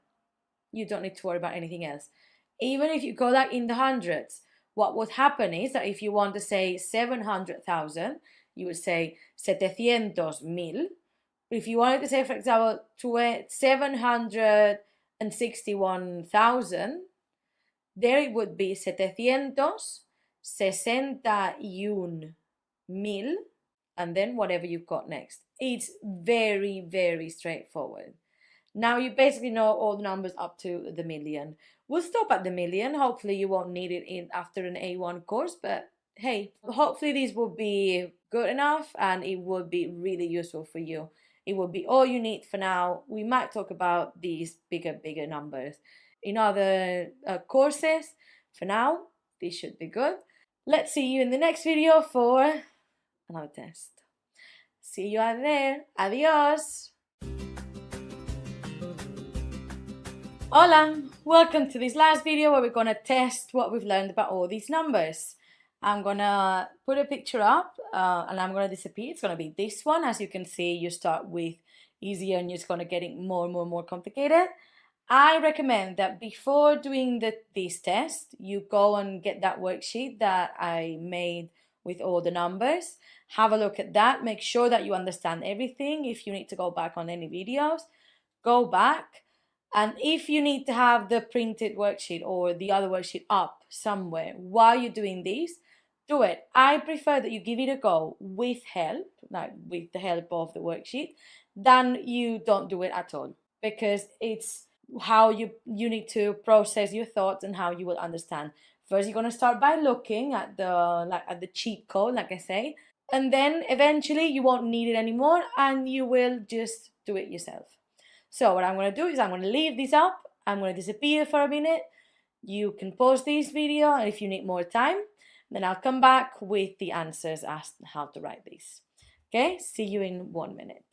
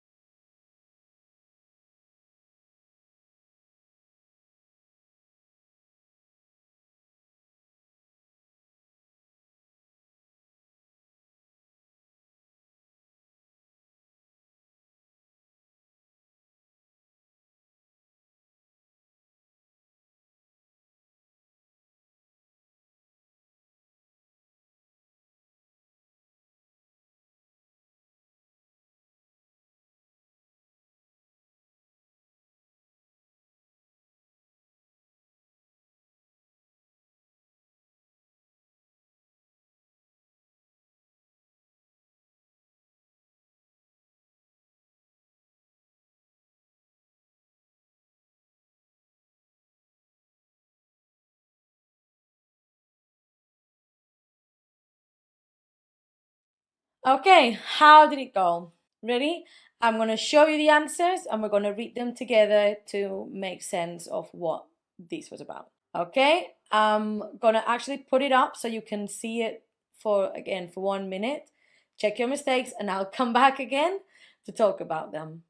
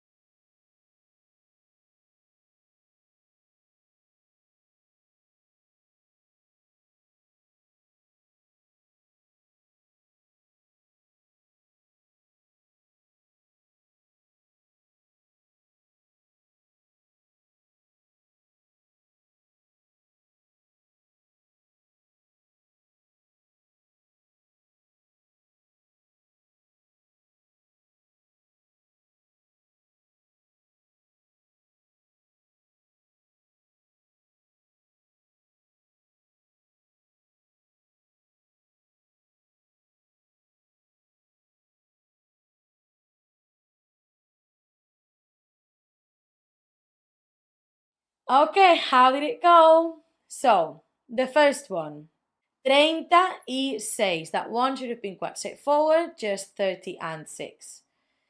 The next one, you've got ciento. Hope you remember that it was not 125, just 125. Remember that 25 is just in one word, like the 20s. The next one, 694. Still quite straightforward. That 600 is not an exception. Then you've got 900. 900 is one of those tricky exceptions on the hundreds. So if you were not looking when you were doing these, you might have made a mistake but written 900, which is fine. Because once you've made that mistake once, you don't normally doesn't happen again because you think, oh, how silly. And then 62 should have been quite straightforward. Then we're going into the thousands. We've got 1878. So that 1000, just 1000, 800, straightforward, 78. More. Let's go. 7000, so 7,000, 300 for 300, 96, 90 and 3. Oh, 90 and 6, sorry. Again, quite straightforward. 12,000, 12,000. You just get the number and add mil at the end. Easy. 500 was not one of those pesky exceptions in the hundreds. 580. Done. Now, this was the trickiest number of all because you had numbers all over. So start with the thousands. It's 174,000. Ciento, again, ciento and not cien. 174. 174. Thousand, so add mil. And then you get for 200, 275. After that, it got quite straightforward. It was just the fact that this number was so long that could have been a bit overwhelming. But when you unpack it and you pick like small bits, you see that it's actually quite easy. I hope that this was a really good energy boost, that it was a motivation to keep you going. Spanish doesn't have to be too hard. You just need to persist, practice, and repetition. As also, you see that these numbers now are going to be trickier because you don't know them. You might need to check the cheat code. But in the future, the more you practice, the easier it becomes to remember this. You will have worksheets to practice all of these numbers as usual. So make sure you check that, practice, practice, practice, and I'll see you in the next section. Adios! Hola! Let's get started with a new section about personal pronouns. As you can see, it's quite short and sweet. There's not that much to it. It's a bit different to what the pronouns are in English, and it's going to be quite key to future learning that we're going to do. So let's get to it. First, here's a list of these pronouns. I'm going to have a read through, and then I'm going to tell you what every one of them is. So you've got yo, tú, él, ella, nosotros, nosotras, vosotros, vosotras, ellos, ellas.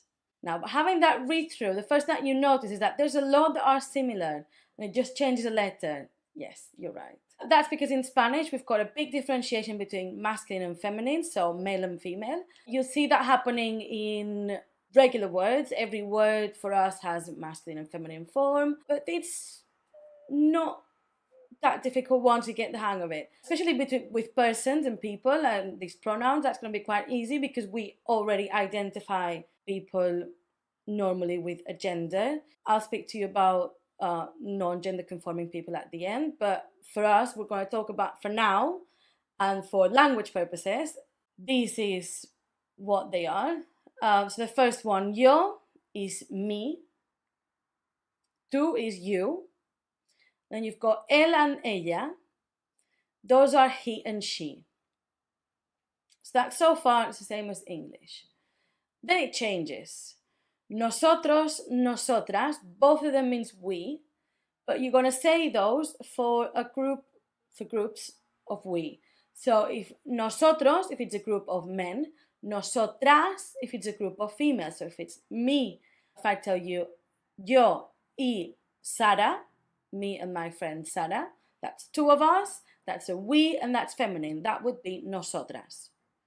If in that group it's a man and a woman, it's going to be nosotros. Language is still a bit sexist, unfortunately, and if it was me and Chris, it would be nosotros. Even though I'm a woman, I'm not representing that group. It's going to stay to nosotros, which is fine. Nowadays, I have to say that people are starting to say nosotras in a group in general to make a point of it, but normally and grammatically, at the moment, you have to say nosotros.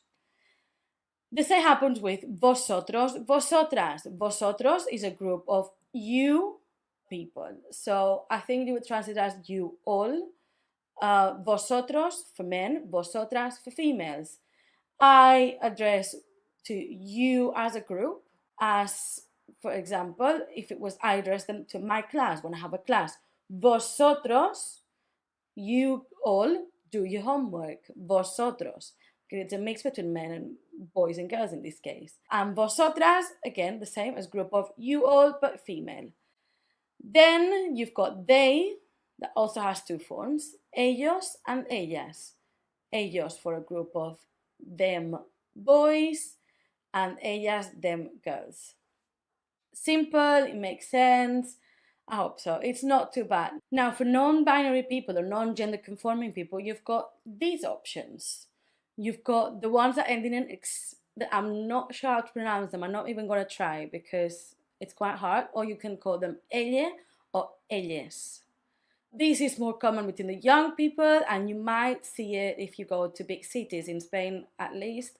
I know that it's quite used. You might never bump into it, but it's better be safe than sorry. And if you do bump into it, I want you to know what it is. I want you to know how to say it and what to do.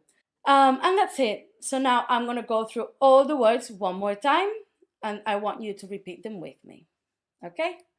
So yo means me. Yo. Tú. You. Tú. Él. He. Él. Ella. She. Ella o ella. Nosotros. We as a group of men or mixed. Nosotros. Nosotras as a group of women, it's we. Nosotras. Vosotros. You all in a group of men or mixed. Vosotros. Vosotras. A group of you all women. Vosotras. Ellos. A group of they that are all men or mixed. Ellos. Ellas, a group of they that is only female. Ellas. Or ellas. And that would be all. And I'll see you on the next one. Adios. Hola. In this video, we're going to talk about formality, because in Spanish, we've got two extra pronouns that are not existent in English.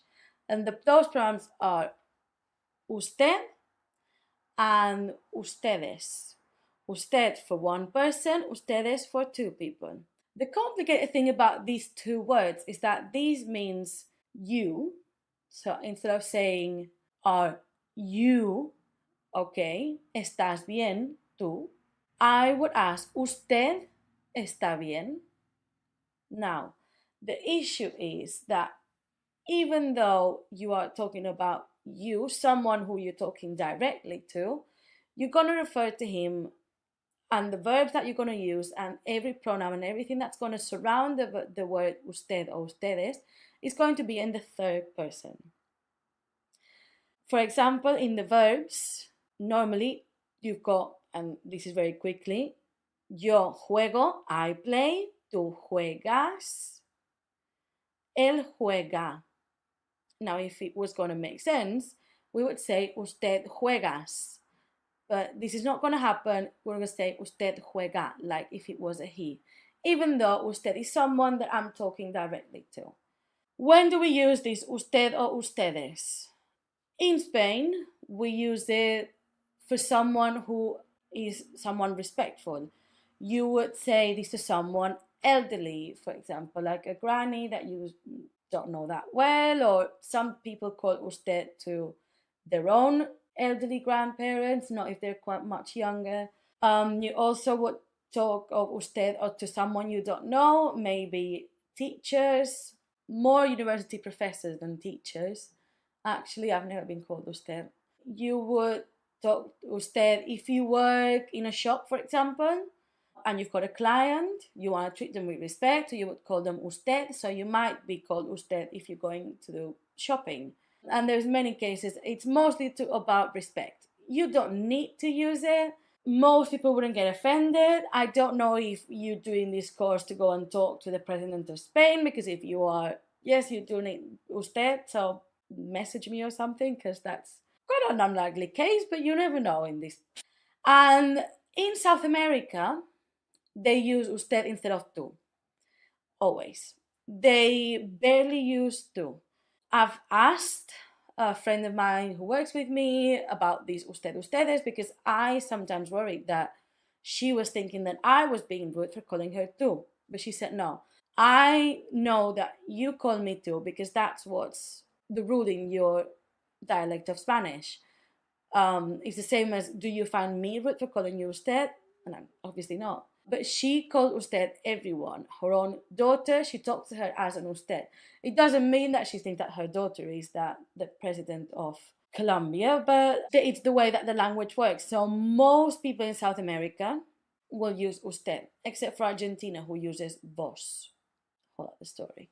But if you know usted, ustedes, and tú, and this formality case, you will have a lot win because you will not get confused, especially if you talk to someone in South America or if you're watching this to travel to South America.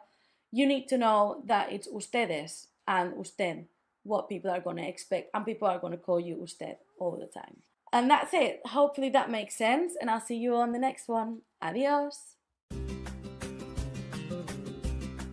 Hola! Now, for the last video of this section, but not less important than the rest, we're going to talk about it. Now, when I was teaching English and I was teaching the pronouns, I would do I, you, he, she, it. So in those pronouns, I would always include it. Now, we don't do that when we teach Spanish as a foreign language or in any case, but it does have an equivalent. And the equivalent is esto and esta. Esto, esta. And that means it. We've got two because, as I've told you before, we've got masculine and feminine for people and for objects. Don't worry, we're going to have a full section that goes over all these gender and numbers thing. But for now, I want you to know that for it, we've got esto and esta, and it changes genders. The things that will go with this it will be the same ones as it would be in English. So in English, we say it is, the same as he is. So in Spanish, it will be the same. Él es, esto es. So the verbs that will go with it will be the same ones. So it's quite easy. Further on, we'll talk about distances and if it's these and that, depending on the distance. But for now, you just need to know that as a pronoun, you've got esto and esta. Repeat with me. Esto, esta. Again, esto, esta. Now, take your time to do the worksheets, have a think about who each person is. I know in the worksheets you will see that you're going to have Maria and I. You have to think, oh, Maria and I will transform into, if it's I, we. So, nosotras, if you're also a female. So have a good go at those exercises because it will really help you make everything sink in and be ready for the next steps. Adios! Hola, and welcome to this new section about saying the date. Saying the date obviously sounds easy, but it's everything that you need to know, lots of different things that you need to make that small, what seems like a small step. So to start with saying the date, you need to know the days of the week. We start Monday to Sunday always. I know that in English sometimes you start with Sunday, but we always start with Monday. So let's get to it. The first one's lunes. Lunes, Monday.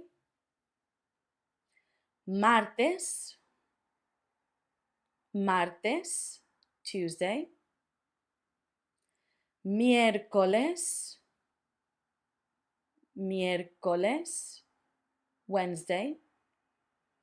Jueves. Jueves, Thursday. Viernes. Viernes, Friday. Sábado. Sábado, Saturday.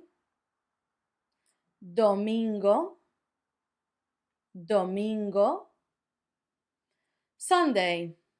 Now, I know that these might be a bit childish, but the best way for me to ever remember lists like this is a song. And excuse my voice, but this one's the one that I teach my kids. Lunes, martes, miércoles, jueves, viernes, sábado, domingo. Lunes, martes, miércoles, jueves, viernes, sábado, domingo. And I'm sure you could go and find something on YouTube that has a better voice than me, but just wanted to add these two, for quality purposes. I'm going to read those days of the week one more time, Monday to Sunday, remember, okay? And make sure that you are repeating all these days. Lunes, lunes, martes, martes, miércoles, miércoles, jueves, jueves, viernes, viernes, sábado, sábado, domingo, domingo. Now see you on the next video with more songs for you. Adios! Hola! And this video we'll be talking about the months. They're quite easy, most of them are quite similar to the English, so it shouldn't be an issue. I bet that when I show you the list, most of them you will recognize what each one means and which one is because of how similar they are. There will be just some of them that maybe are not entirely similar, but should be fairly easy. And then I'll sing you a bit of song if you're lucky. This is the list. And I'll read them slowly. It starts January, February to December, like the English. So I will translate just this time just for you to have reassurance. But they're fairly easy, as you can see. Enero, enero, January, that's one of the ones that's not quite there. Enero, enero, febrero, February, that one is one of the nice ones. Febrero, febrero, marzo, March, marzo, or marzo, if marzo is a bit tricky. Marzo, abril, abril, April, abril, mayo, not mayo, which is May, mayo, mayo, junio, June, junio, junio, julio, July, julio, julio, julio, agosto, August, agosto, agosto, septiembre, September. These are the best ones, they're the easy ones, like my kids say. Septiembre, octubre, October, octubre, octubre, noviembre, noviembre, noviembre, diciembre, diciembre. Now, if you would like a challenge, you could pause this video right now with the list right here. Try to read them yourselves and see if when you unpause the video, I'm going to read them one time fast, one time slow, like I do always at the end, and see if you've pronounced it correctly just by reading and with the fabulous phonics lessons that you've been having. Okay, then pause right now. I would say you will need like 2 minutes. Now, have you done it? Let's go for it. Enero, febrero, marzo, abril,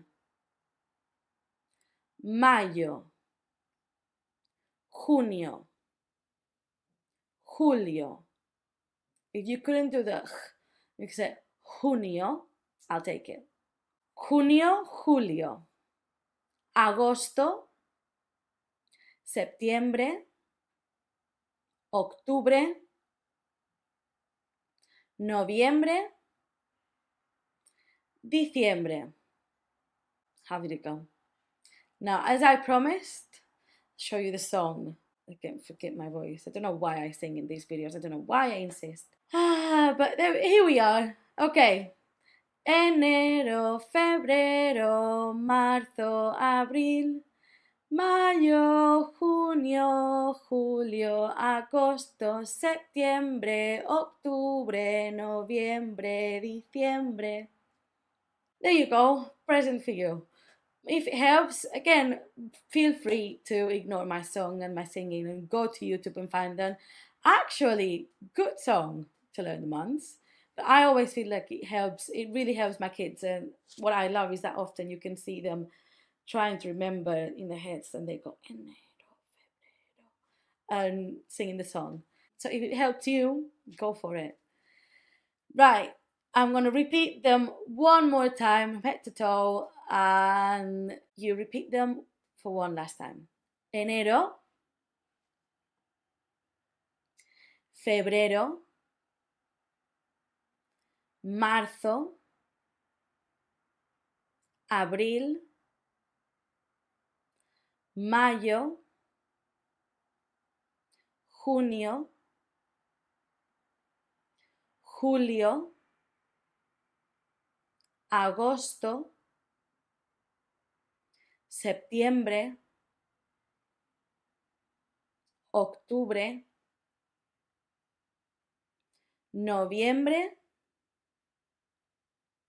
diciembre or diciembre. And that will be all. I'll see you on the next video. Adios.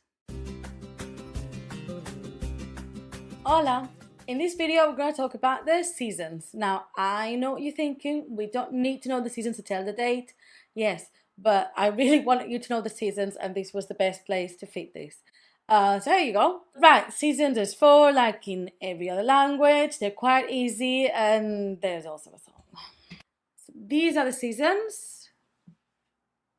Primavera, spring. Verano, summer. Otoño, the only one that sounds similar. Otoño, autumn. Invierno, winter. Okay? We're going to go again more slowly, don't worry.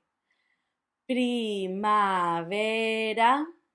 Now you repeat. Primavera. Primavera. Spring. Verano.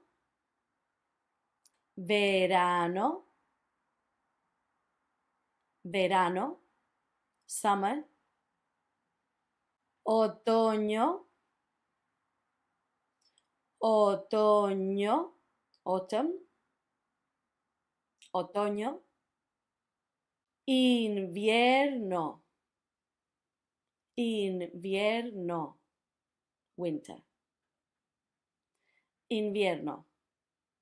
The song that I know that you're waiting for it would be Primavera, verano, otoño, invierno. Short and sweet this time. I think this might be the last song I do for now. But anyway, I'm going to repeat these one more time so you can go through them again. Primavera, spring. Primavera, verano, summer. Otoño, autumn. Otoño. Invierno, winter. Invierno. That would be all for this video. I'll see you on the next one. Adios. Hola! In this video we're going to talk about something more date specific than the seasons, which is how to say the years. Now in English you group them in twos. So for example, when you say 2023, you instead of saying 2023, you put 2023. For us, we just say 2023. So in this case, we would say 2023. So much easier. You don't need to remember anything. You just need to know your numbers, which, if you've been seeing the videos that we did way back, you'd be fine with. So we've got these three numbers. I've done the first one for you, and I would like for you to pause these and give yourself time to try to say these 2 years on your own. Have you done it? Did you give it a go yourself? Now, like we said, we just say the full number as if it was a regular number. So instead of 2023, we would say 2023. 2023. That second number, instead of 1993, 1993. So in Spanish, 1993. 1993. And that last one, 1821. 1821. Quite easy, simple, straightforward. For once, I hope you enjoyed this one and see you on the next video for how to do the date format. So, the wrap up. Adios! Hola! And this is the wrap up video where we're going to learn how to actually say the date with all the information that we've been learning with this section and the numbers from before. Right, so on the side I'm going to put the format that we're going to follow and an example so that you can see what I mean. So we do day of the week, then a number, then we say de, which means of, the month, another de, of, and that year. So an example that you will see very clearly would be lunes, 30, those numbers that you should definitely know very well by now, de agosto de 2020. If you're writing it, you don't need to say that last day, you can just do a comma. 30 de agosto, 2020. Comma in Spanish, comma. Easy, definitely quite straightforward. You'll have a worksheet just after so you can practice all these date formats and how to do it yourself. If you want to do the date format at the short one, this is it. So you do it the same way as many countries. I know that some of them do months first and then days, but we do first days, months, and years. So if you had to say a date with 30 as the day of the month, then 09 for the month, and then 23 for the year. You could also do 2023 at the end. That's a variable that can change. Okay, so have a go at that worksheet that I mentioned, and hopefully you've learned how to say the date by now. It should be quite straightforward, and hope you've enjoyed this. See you on the next section. Adios! Hola, and welcome to the first video of this section where we're going to talk about how nouns work in Spanish. By that I mean how it works with singular and plural and gender, which is going to be a whole thing. We'll get started with singular and plural, which is the easy. It's easy, it's not too bad. The easy part, just because it's more or less like the English. Normally in English you've got a word and you add an S. End of story. If it ends in a vowel, you add an S. If you end in consonant, you have to do ES because you can't do certain sounds in a row. In Spanish, it's going to be roughly the same. Let's get to it. So we've got case 1, where word ends in A, E, and O. In these cases, or if it ends in any other vowel, you will just add an S. An example of these would be mesa, which becomes mesas, or amigo, which would become amigos. That one's the easy one, vowel plus S. Then we've got case 2, which is when a word ends in consonant. These still remotely resembles English. If it ends in consonant, we have to add es. Examples of these would be these three. Corazón would become corazones, just based on the premise that we can't say, or it's not easy to say corazones. Papel, papeles, because we can't say papels. We can't say it, but it's not easy. What we want in a language is that words roll out of the tongue. And last one, escoces, because it ends in es. We couldn't do escoces, so escoceses. Done. End of story. Then we've got case 3. Case 3 is when a word ends in Z, because RZ works differently. We need to make sure that that Z has a th sound. In that case, we would remove the Z. We would add thes at the end of that word. So in the words nariz, nose, nariz would become narices, like this. Nariz, narices. You keep the th sound, but you make sure you keep the th sound. And then voz, voice, voz, voces. That's it. There's no more complication. There's going to be a worksheet about this, and you can practice that. So it's not too bad, singular and plural. This is the way it works. I'll leave some kind of information sheet so you can have these all together in one, probably where the worksheets are, and you don't need to be taking too many notes or scramble to how to make these notes make sense. Don't worry, I've got you.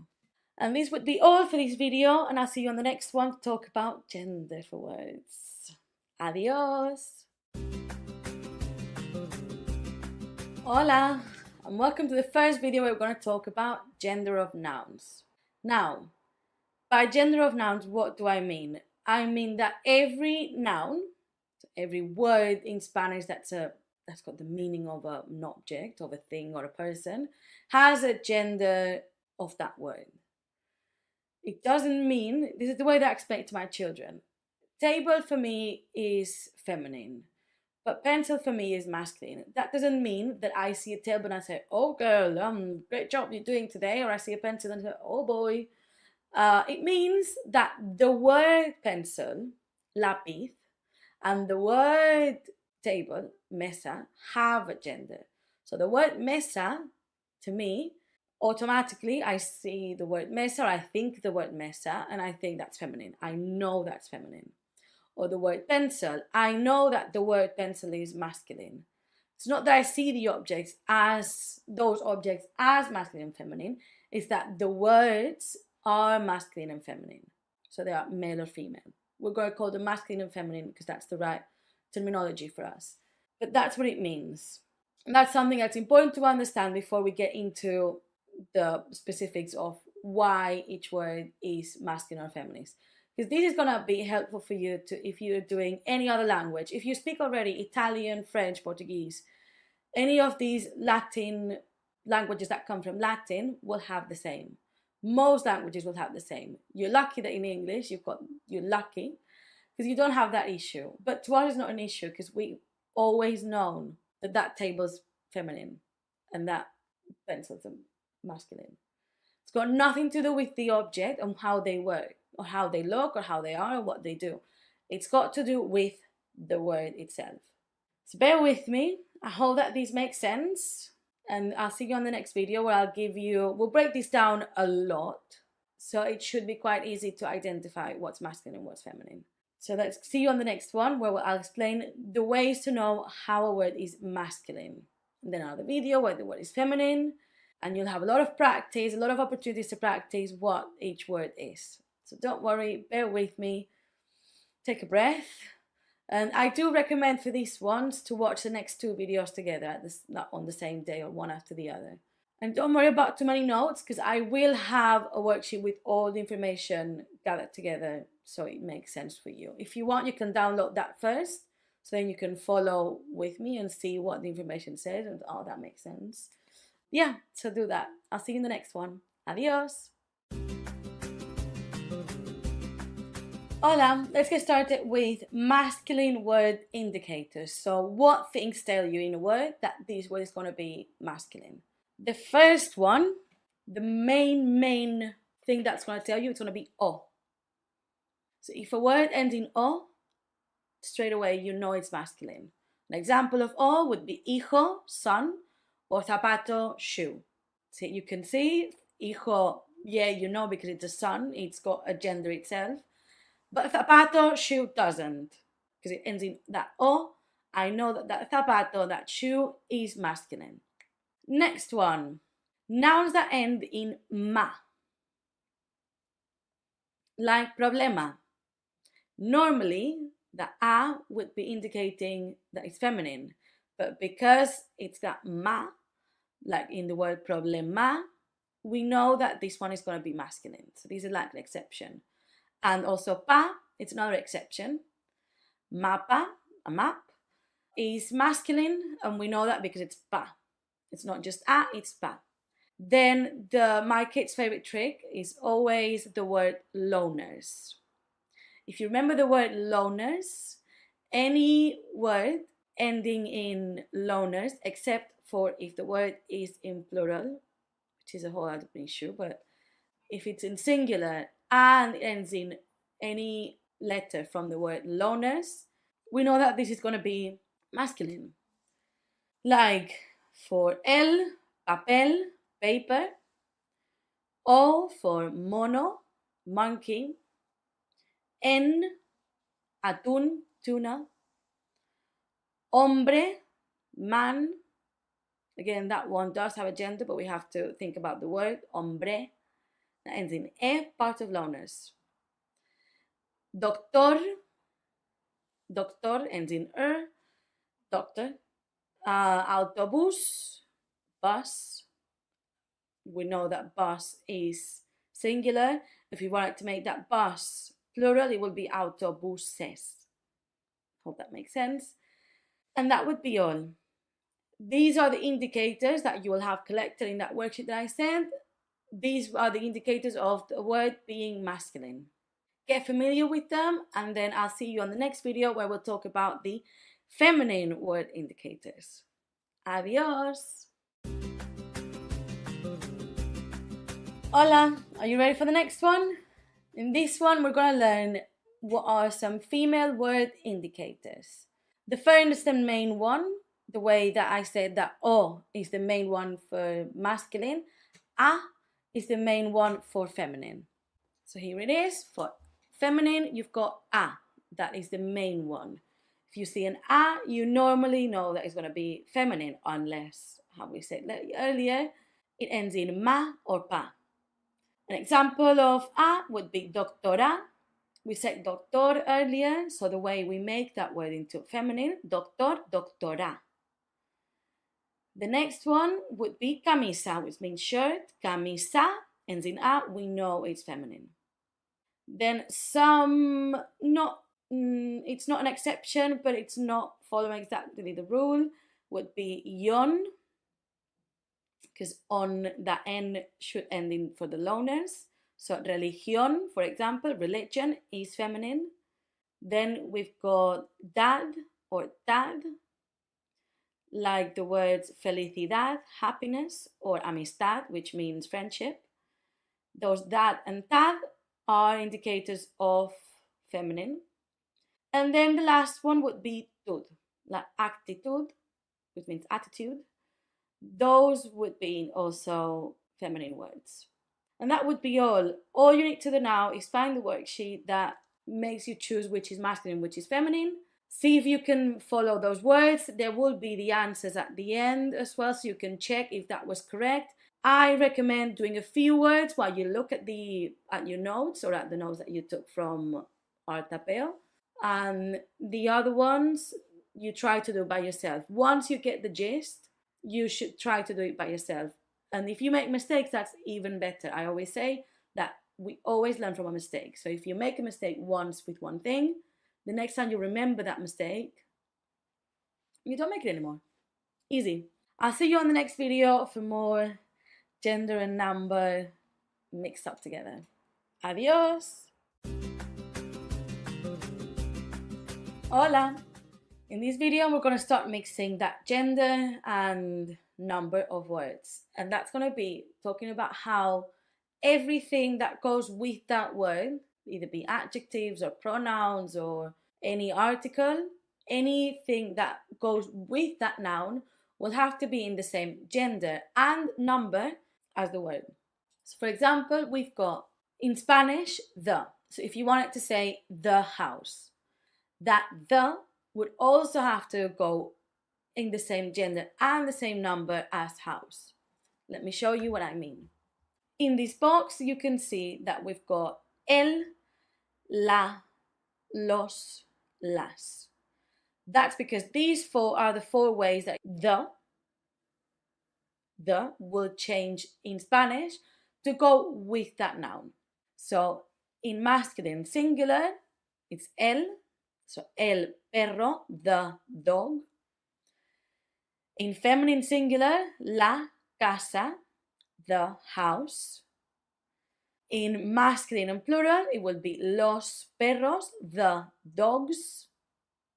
That the for you doesn't change, but for us it does because it has to go with, again, the gender and number.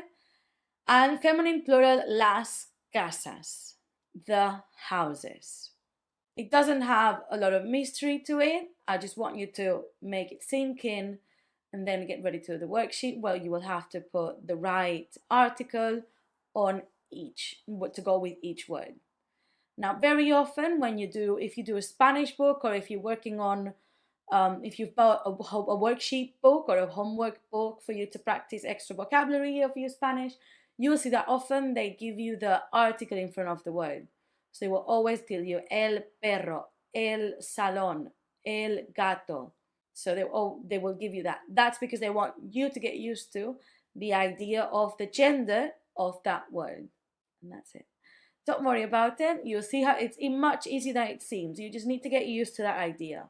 It takes a while, but the more practice, the better it goes. I'll see you soon in the next one. Adios. Hola, and this is the last video of this section with a little bit complicated of a concept, just because it's different to the English. It's not that complicated, you'll see.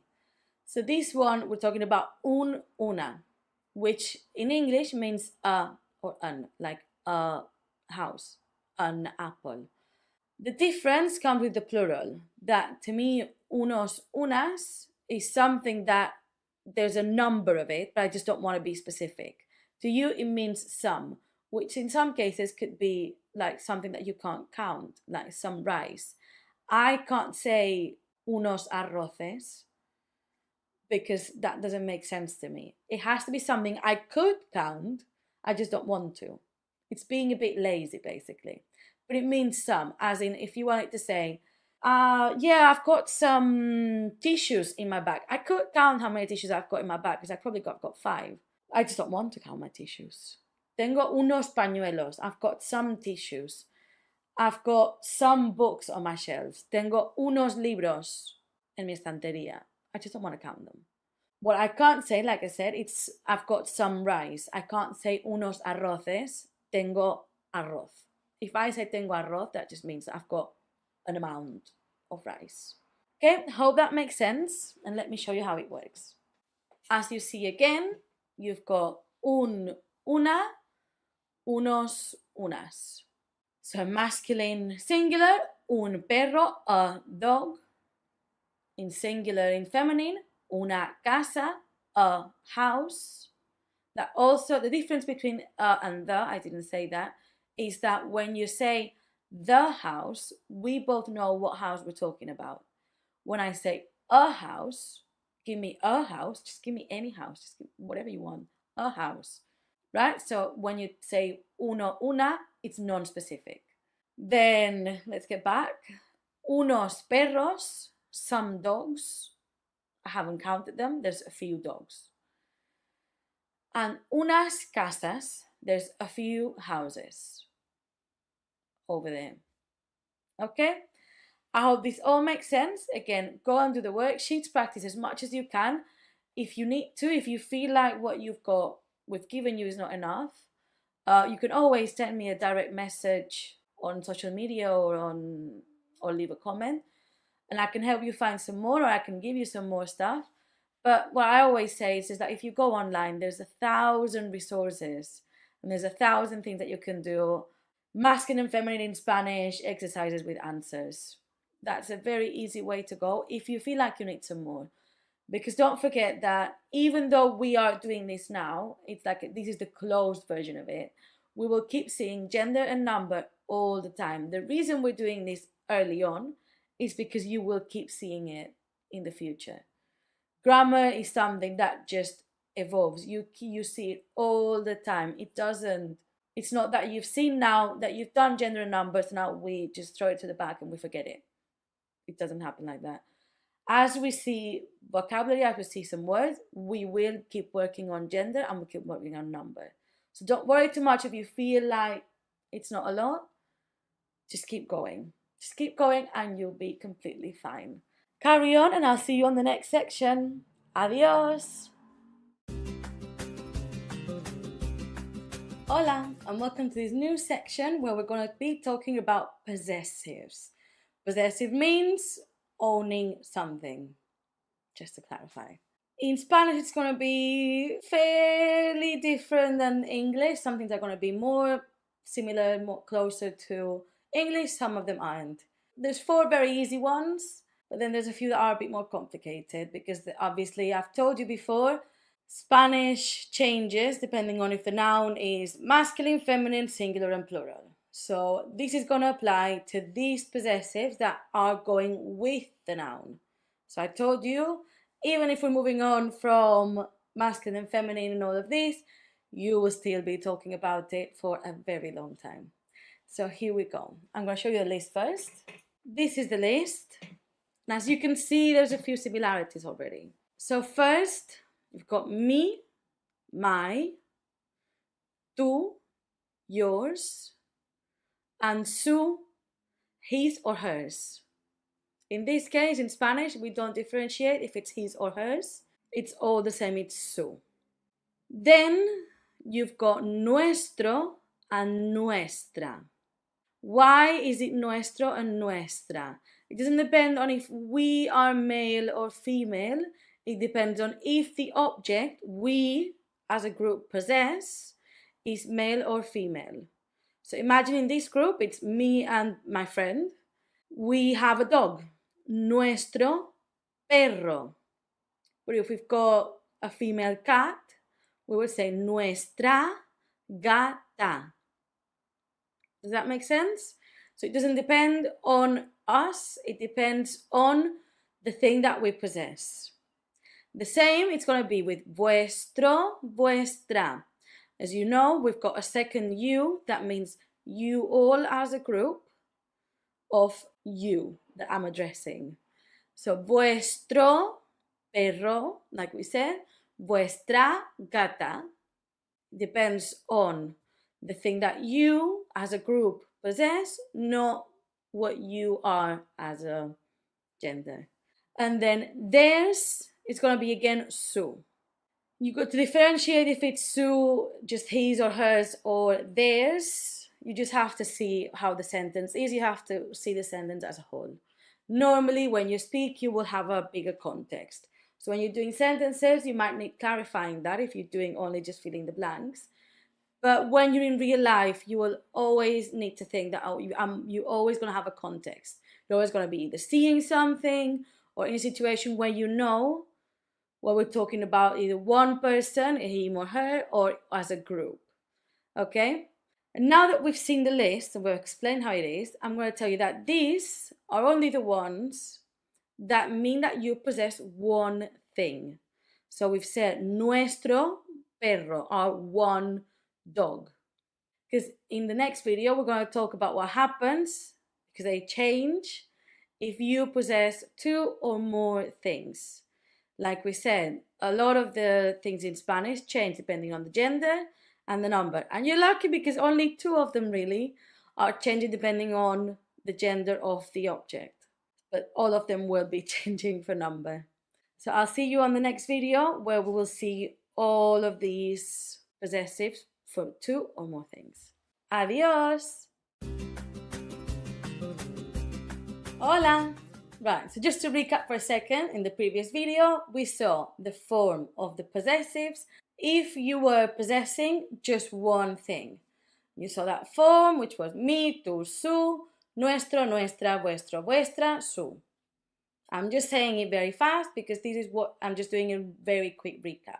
What we will be learning in this video is how these possessives that we learn change when we own more than one thing. Okay, so let's the list. As you can see, it's fairly similar, and you will especially be quite easy if you remember the rules that we learned in the video where we learned singular and plural. So all we're doing mostly is add an S.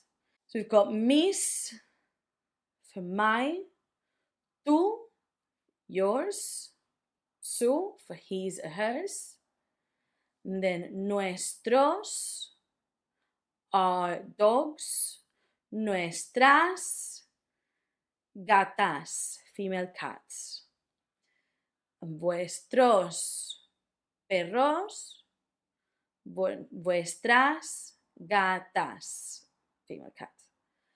Sus, again, for theirs doesn't change, so that's the easy one. And again, it's going to be about context. So these ones you will use if you possess or you own, you're talking about more than one thing.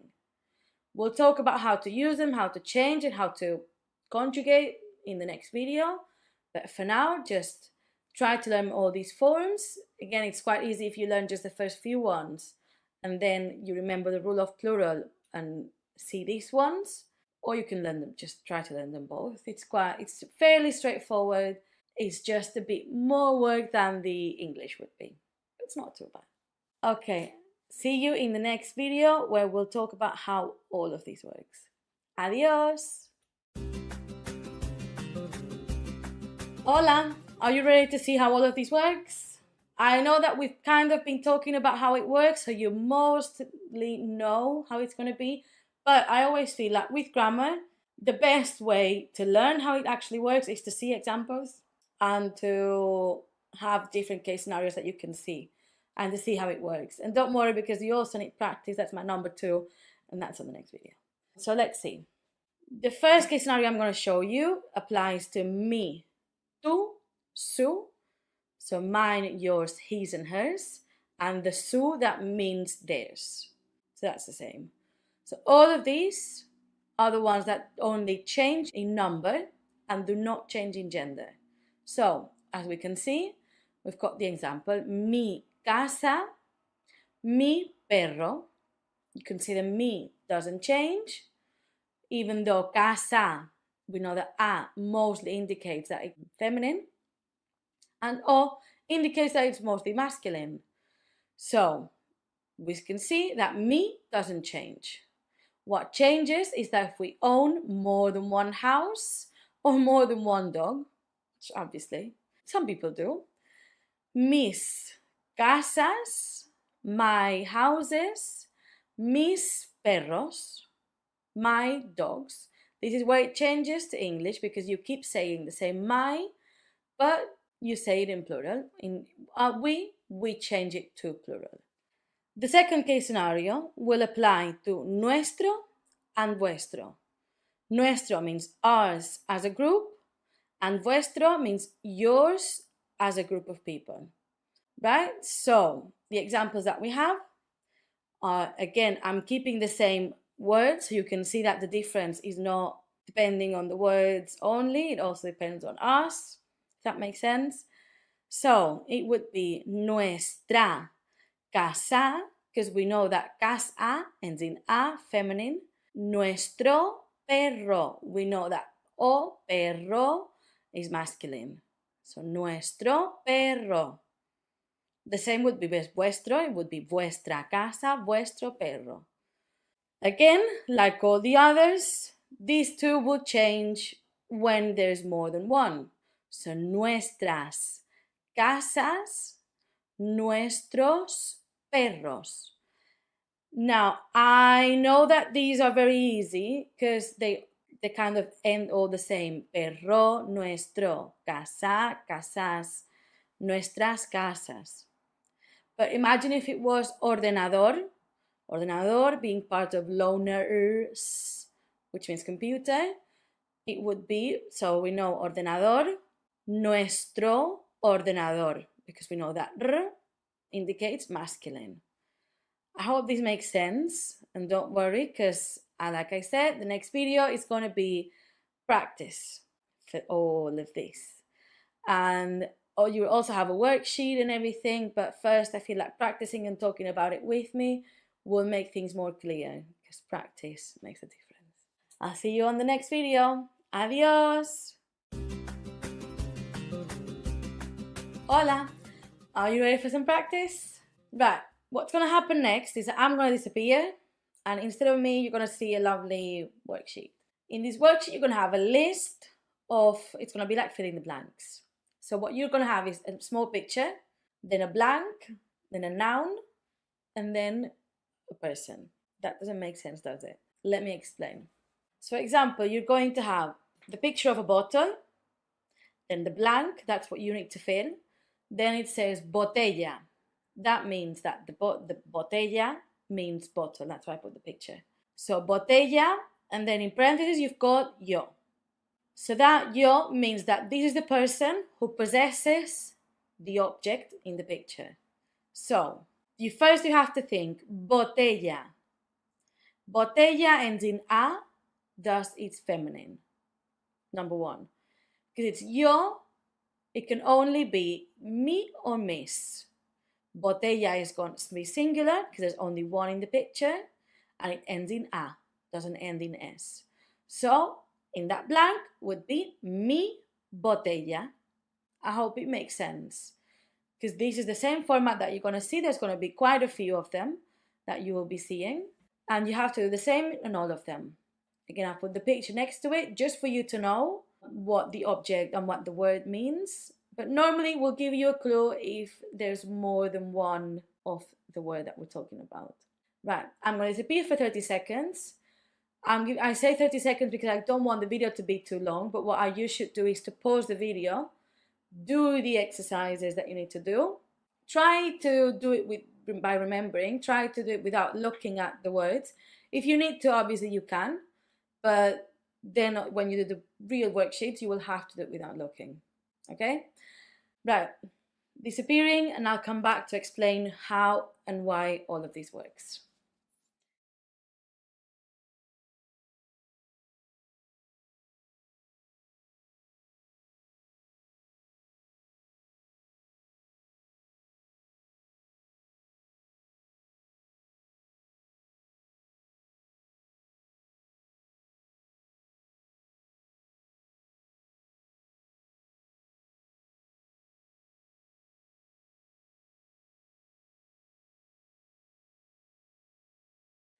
Hi, how did it go? I hope it went well. I hope it wasn't too tricky and at least you saw a few new words. What I'm going to do now is the worksheet's going to be on the side, and I will be talking about what was the right answer and why. And forgive me if I'm looking down because I'm going to have the worksheet on my screen. Right, so the first one, perro. We know it's a dog, and we know it's yo, so it's mine. So, mi perro. We know perro doesn't change according to gender, so that's easy. Libros. We got that. We've got a few books on the picture. We know it's plural, and we know it's you. So it's tus libros. Then lápices. If we remember the rules for changing number, lápiz normally ends in z, and we take away the z, put ces to make it plural. So it's hers, her pencils, as we see in the pictures. But does it matter if it's hers or his? No, it doesn't. So it's going to be just sus lápices. Sus because it's more than one. Then ellos, theirs. Doesn't matter if it's boys or male or female. What does matter is that it's plural. So it's going to be sus manzanas. Their apples. They're sharing apples. I don't know. Then, we as a group of females, nosotras. We have that one same amigo, friend. Amigo ends in O, so we know it's one. Nuestro amigo. Even if we are a group, we are sharing that one friend. And we have to remember that what the pronoun is about the word, not about who possesses. So, nuestro amigo, our friend. Then we've got nariz, nose, and Marta. Who is Marta? Marta is she, so it's going to be su. Su nariz, her nose. Again, doesn't change, doesn't matter if it's male or female. Vosotros, you as a group, and because it's vosotros, we know it's mixed. Either mixed with male or female, and we know, or it's also just male. So, you have got some balls, footballs. Vuestras pelotas. Again, it's quite easy in this one because it ends in as and you just have to conjugate. Next one, dientes. Dientes, it's a bit more tricky, isn't it? So, we've got gato, which is a cat. So it's going to be the cat's teeth. We know that it's more than one teeth. So it doesn't matter if it's male or female in this case, because gato is going to be he. So we know it's going to be sus dientes. So it's not as hard as you thought. Then we've got coche, which I share my car. With me, that F means female. I, as a female, share it with Rosa, another female. So it's going to be as if it was nosotras. Does it matter if we are two females or two men? No, it doesn't. So it's going to be coche. Coche is part of those loners, so it's male. So it's going to be nuestro, one, coche.